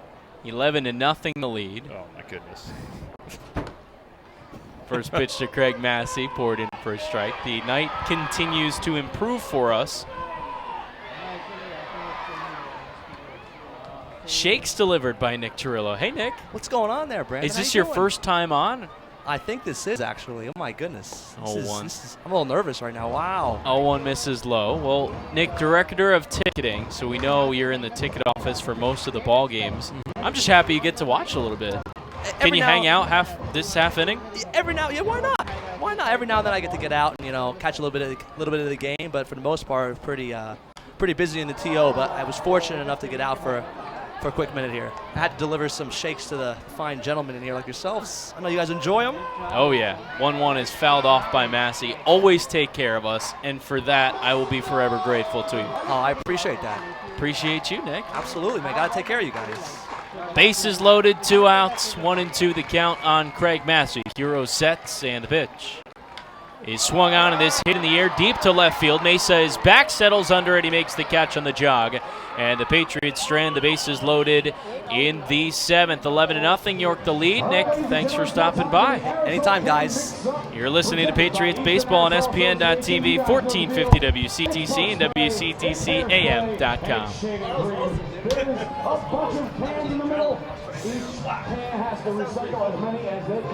At Flemington Car and Truck Country, we've been satisfying customers for over 40 years, providing selection.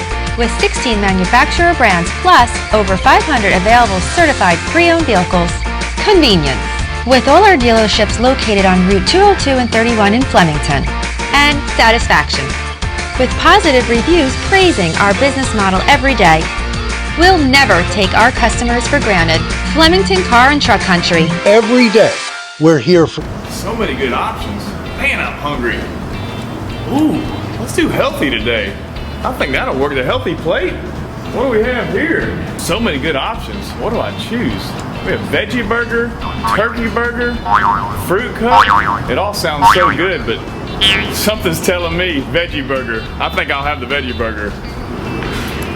A lot of great choices here at the Horizon Healthy Plate concession stand.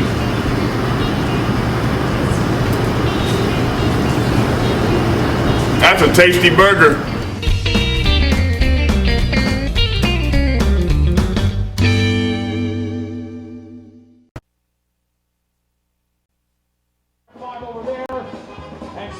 The winner, Bug Spray, has taken it. The Eastern Aerosol Association reminds you, aerosol cans are recyclable. Turn a double play with NJM Insurance Group's bundle and save discount. Get started today with an auto insurance quote at njm.com.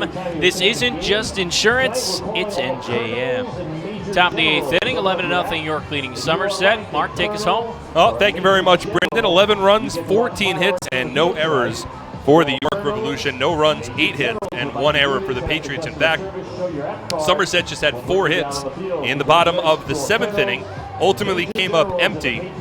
This game has been highlighted by 3 big innings for the Revs. They had a 4-run second. That was topped off by a 2-out, 3-run home run from Zach Sullivan. They had a 4-run third, topped off by a 2-out, 3-run home run from Ryan Dent. And then 3 runs in the 5th. Back-to-back home runs from Telvin Nash and Isaias Tejeda. And then a sac fly later in the inning for Ryan Dent. That is how we've gotten here. All of that damage coming off of Rick Teasley as the first pitch to James Skelton called a strike. Teasley wound up allowing 11 runs, all earned on 13 hits over 5 innings of work, and his ERA going up by about 2 runs. 0-1 skips low. Meanwhile, there's a new pitcher on the mound for the Patriots. It's the side-arming righty, Edwin Chiarte. Making his second appearance with Somerset. In his second season with the Patriots.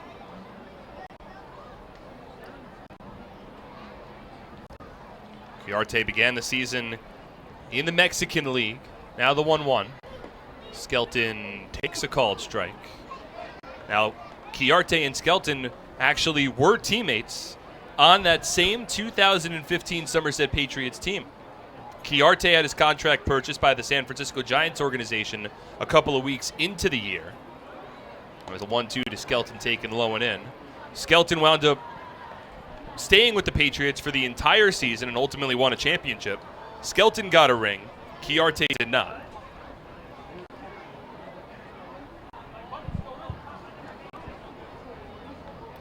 So it's Chiarte on the mound with nobody out in the top of the 8th inning. Here's the 2-2. Swing and a miss. Drops Skelton to the knees on a breaking ball. Third time that Skelton struck out today, and there's 1 away. I was about to say, Mark, look on the bright side away from the score, but it's the Patriots pitching staff handling the former Patriot. Both former Patriots actually are 0-4 tonight. Dustin Trapp, 0-4 too.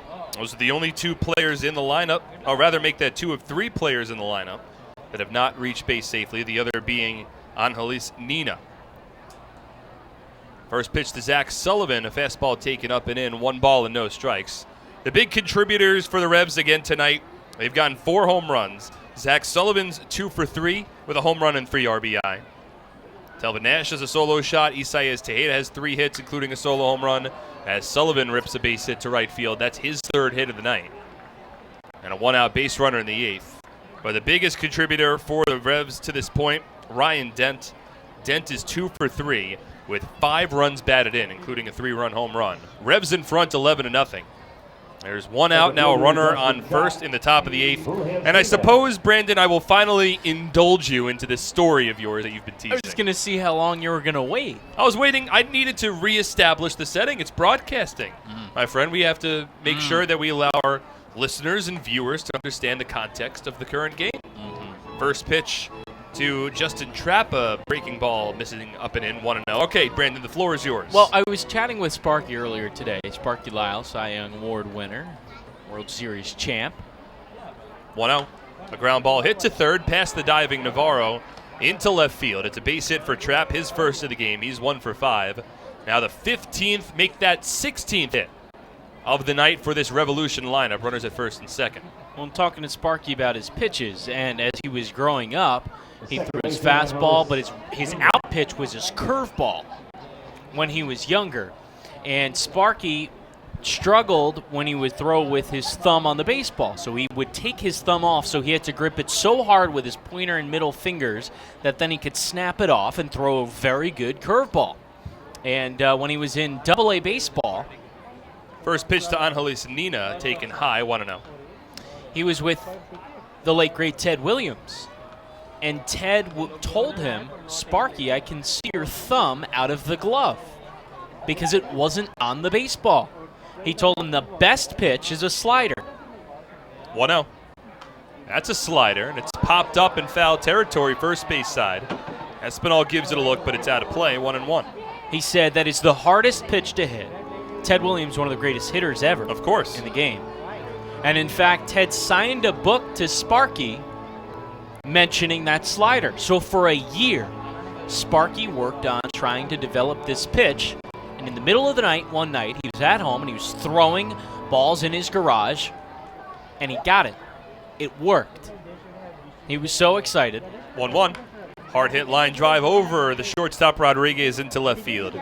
On a bounce, it's collected by Kelly. His ball returned to the infield quickly. 3 consecutive base hits for the Revs. Sullivan at third, Trapp at second, Nina at first. The bases are loaded now with 1 away for Telvin Nash. So we realized at one point, I might have to pitch tomorrow. I need to stop throwing in the middle of the night.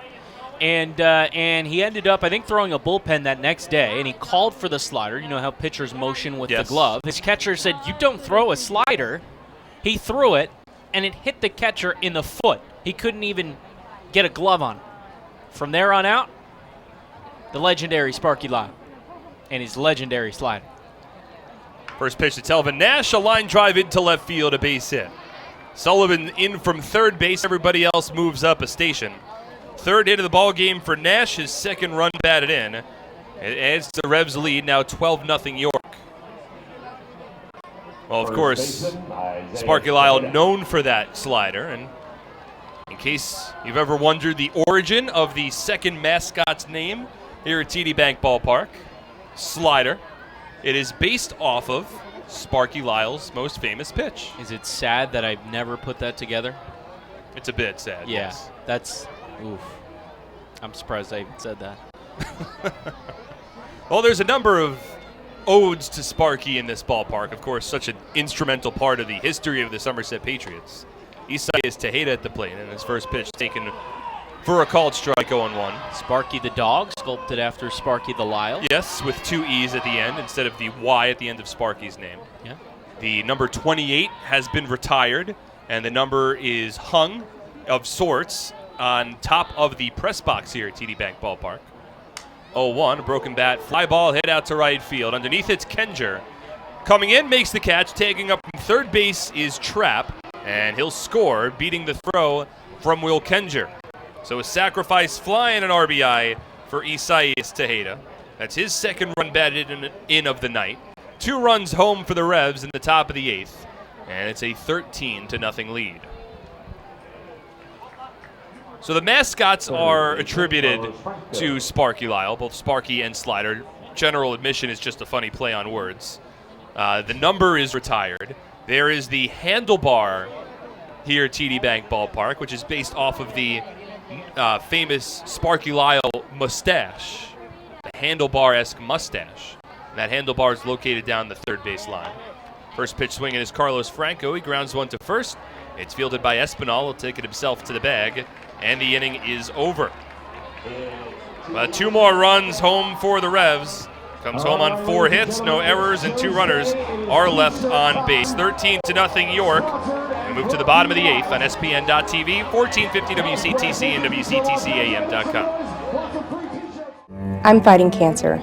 I'm fighting cancer. I am fighting cancer. I fight every day. Every night, Every hour. every minute, and every second. Robert Wood Johnson University Hospital and RWJ Barnabas Health, together with the Rutgers Cancer Institute of New Jersey, bring the latest research, treatments, and clinical trials close to home. We're fighting cancer. And I'm not fighting alone. Robert Wood Johnson University Hospital. Let's beat cancer together.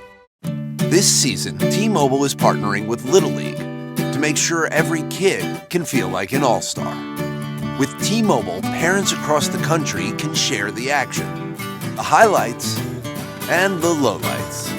And the stars of tomorrow get a chance to shine today. From Little League to the big leagues, T-Mobile has you covered. Now connecting 99% of baseball fans. T-Mobile.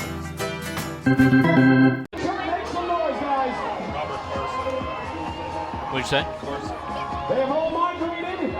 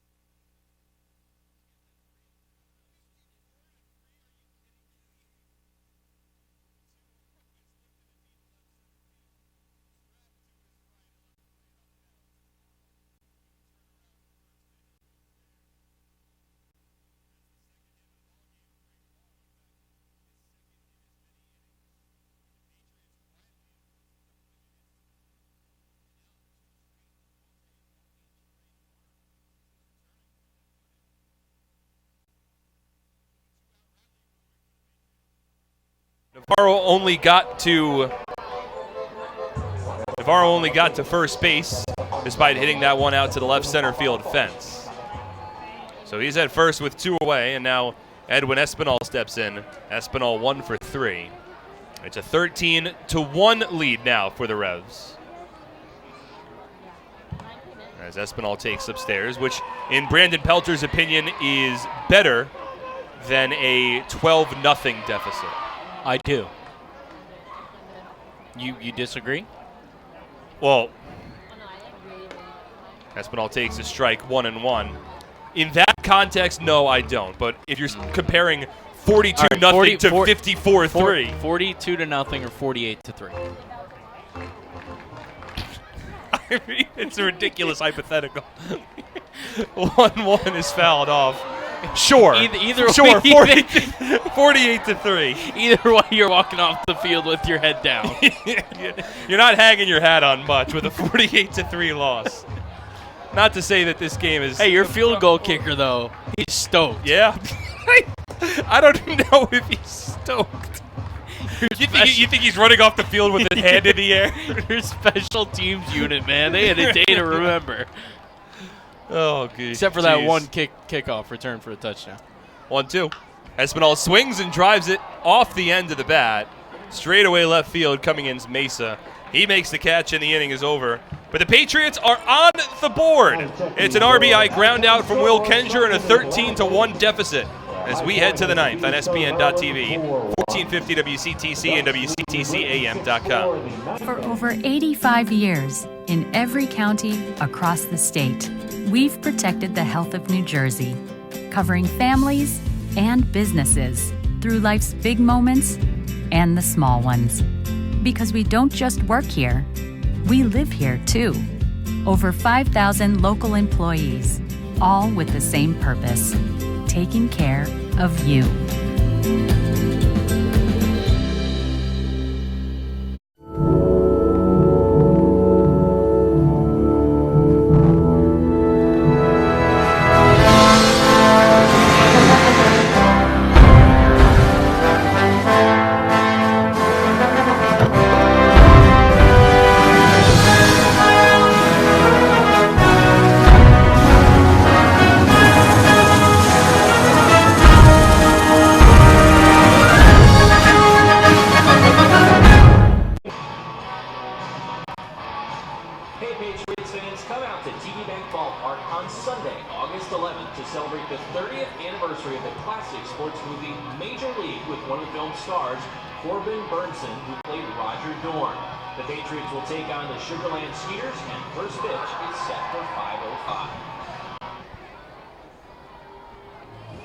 Now on the mound for the Patriots, number 3, Mike Francoso. Get the checking account for smart people. That's Provident Smart Checking. No minimum balance, no monthly service fees. Yes, indeed. Provident Bank, a commitment you can count on. Get the ball rolling at provident.bank. There's a new pitcher in the game for the Patriots. In fact, it is a position player pitching. Mike Francoso takes the bump in the ninth.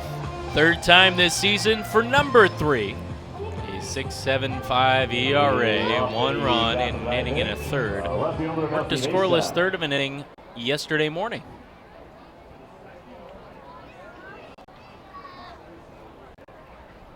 So it's Francoso to work against Mesa, Dent, and Skelton.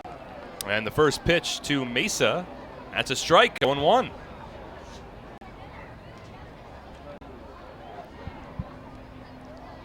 Francoso works with that knuckleball. Here's another one to the right-handed hitting Mesa. It hovers low and away. 1 ball and 1 strike. Now the pitch, taken low. 2 balls and a strike. Well, Francoso did pitch for the Patriots in the day game yesterday. Tossed a third of an inning, did not allow a run, as Mesa swings through a knuckleball, and a 2-strike count for Francoso. Made his debut on the rubber against the Barnstormers last week, and the knuckleball is drilled down the left field line. Kelly gives chase, and it will short hop against the fence. Mesa turns first, heading for second. Here's Kelly's throw, and Mesa beats it with the feet first slide. A lead-off double in the top of the 9th inning for the York Revolution. That's the second double for Mesa. His 4th hit overall today. He's 4 for 5. A lot of crooked numbers for York and their lineup tonight. 13 runs, 19 hits. First one now to Ryan Dent, taken low. 6 the extra base variety, but 4 of those home runs. Wow, I thought there were more extra base hits as Dent lifts one out to right center field. Kenger's underneath it. This one playable. He makes the catch. Mesa holds at second base, and there's one away. Well, the largest loss for the Patriots this season, it came last week in Lancaster. Last Thursday, actually a week to the day, they lost 10-0 to the Barnstormers. This would be a 12-run loss. Would be their largest margin of defeat this year. First pitch to James Skelton misses high. 1 ball and no strikes. It would also give the Patriots their 5th straight loss as Skelton takes the pitch at the knees for a called strike 1-1.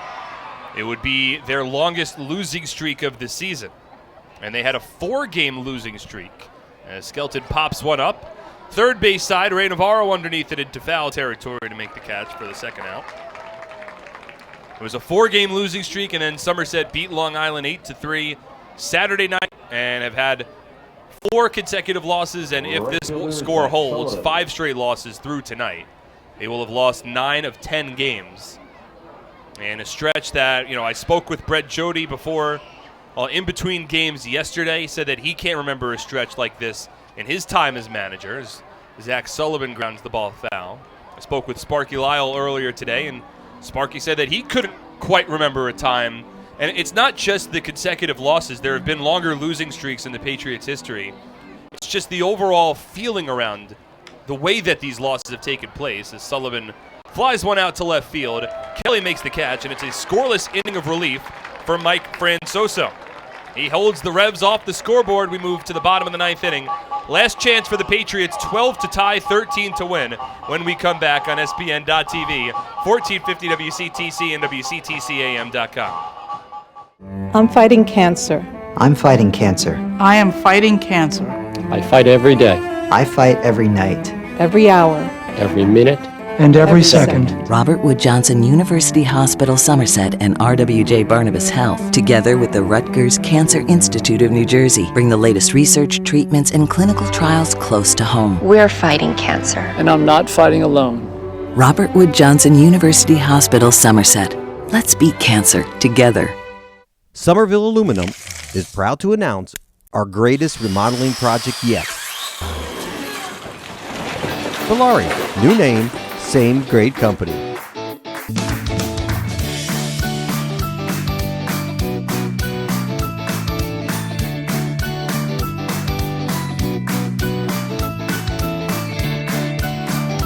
Valari, home remodeling since 1950. Visit ValariNJ.com to learn more today.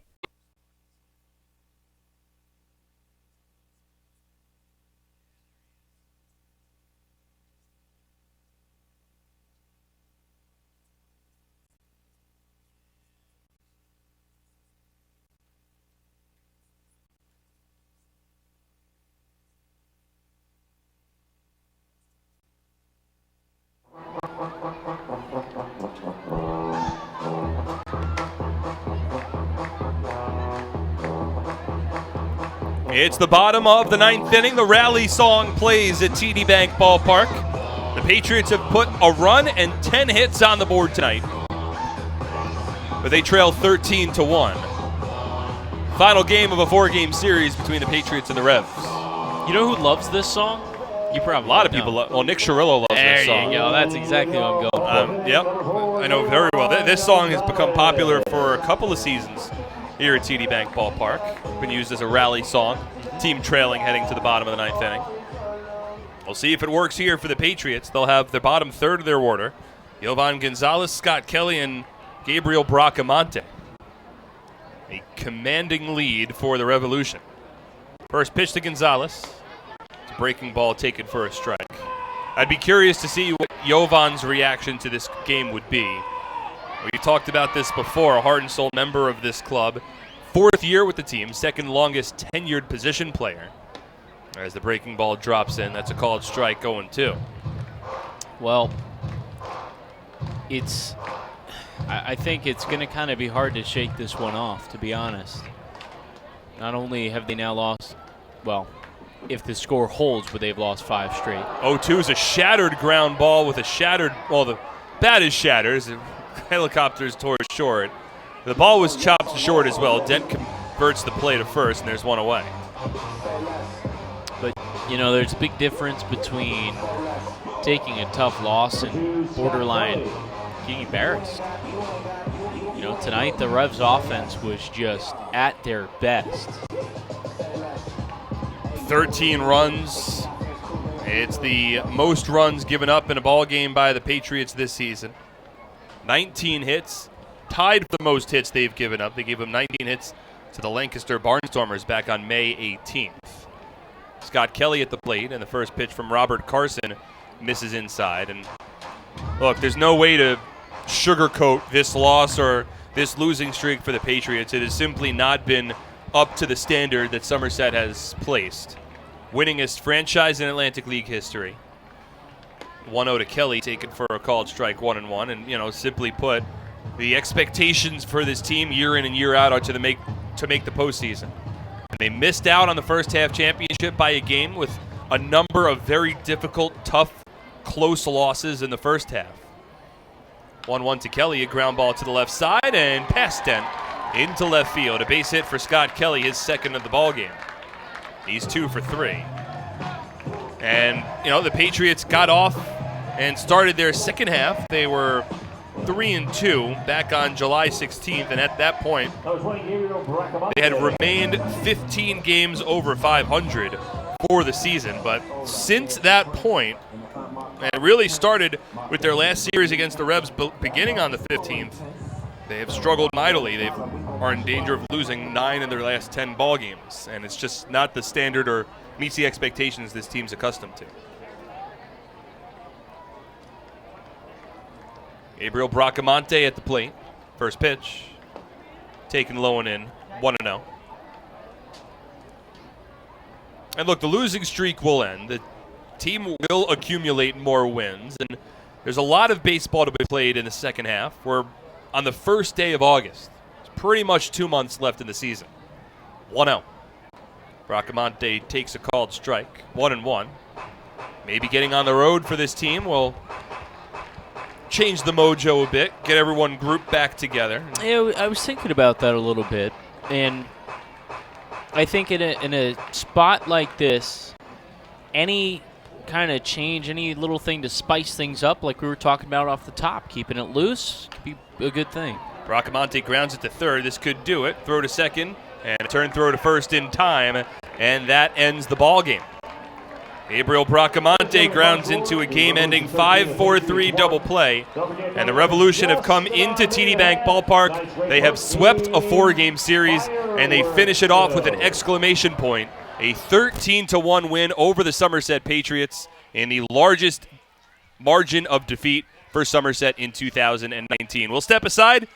When we return, the Flemington Department Store post-game show. One highlight to go over. We'll check out the out-of-town scoreboard, discuss this team, and get ready for the upcoming road trip. All that coming up next on SPN.TV, 1450 WCTC and WCTCAM.com. Are you ready for some family fun? Have a ball with everyone. It's a slam and hit. Come on and get patriotic. The Somerset Patriots are back at TD Bank Ballpark in Bridgewater. It is the most fun you'll have all summer with fireworks, celebrity appearances, and championship baseball. Don't miss out. Get your tickets today. It's a slam and hit. Come on, get patriotic.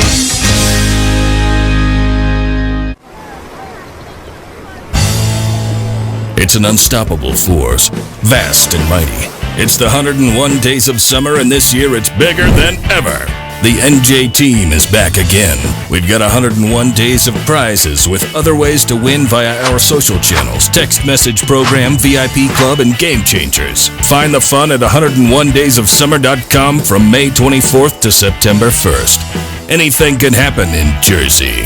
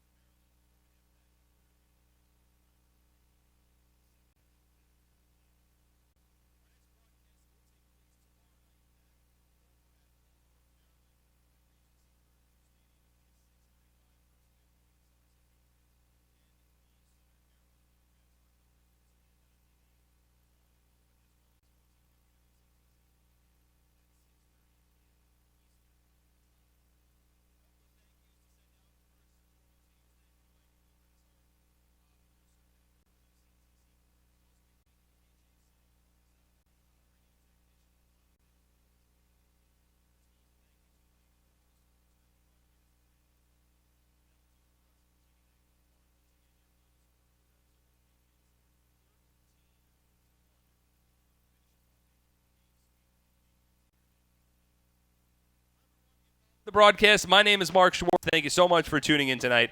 Have a pleasant rest of your Thursday evening, everybody. Good night.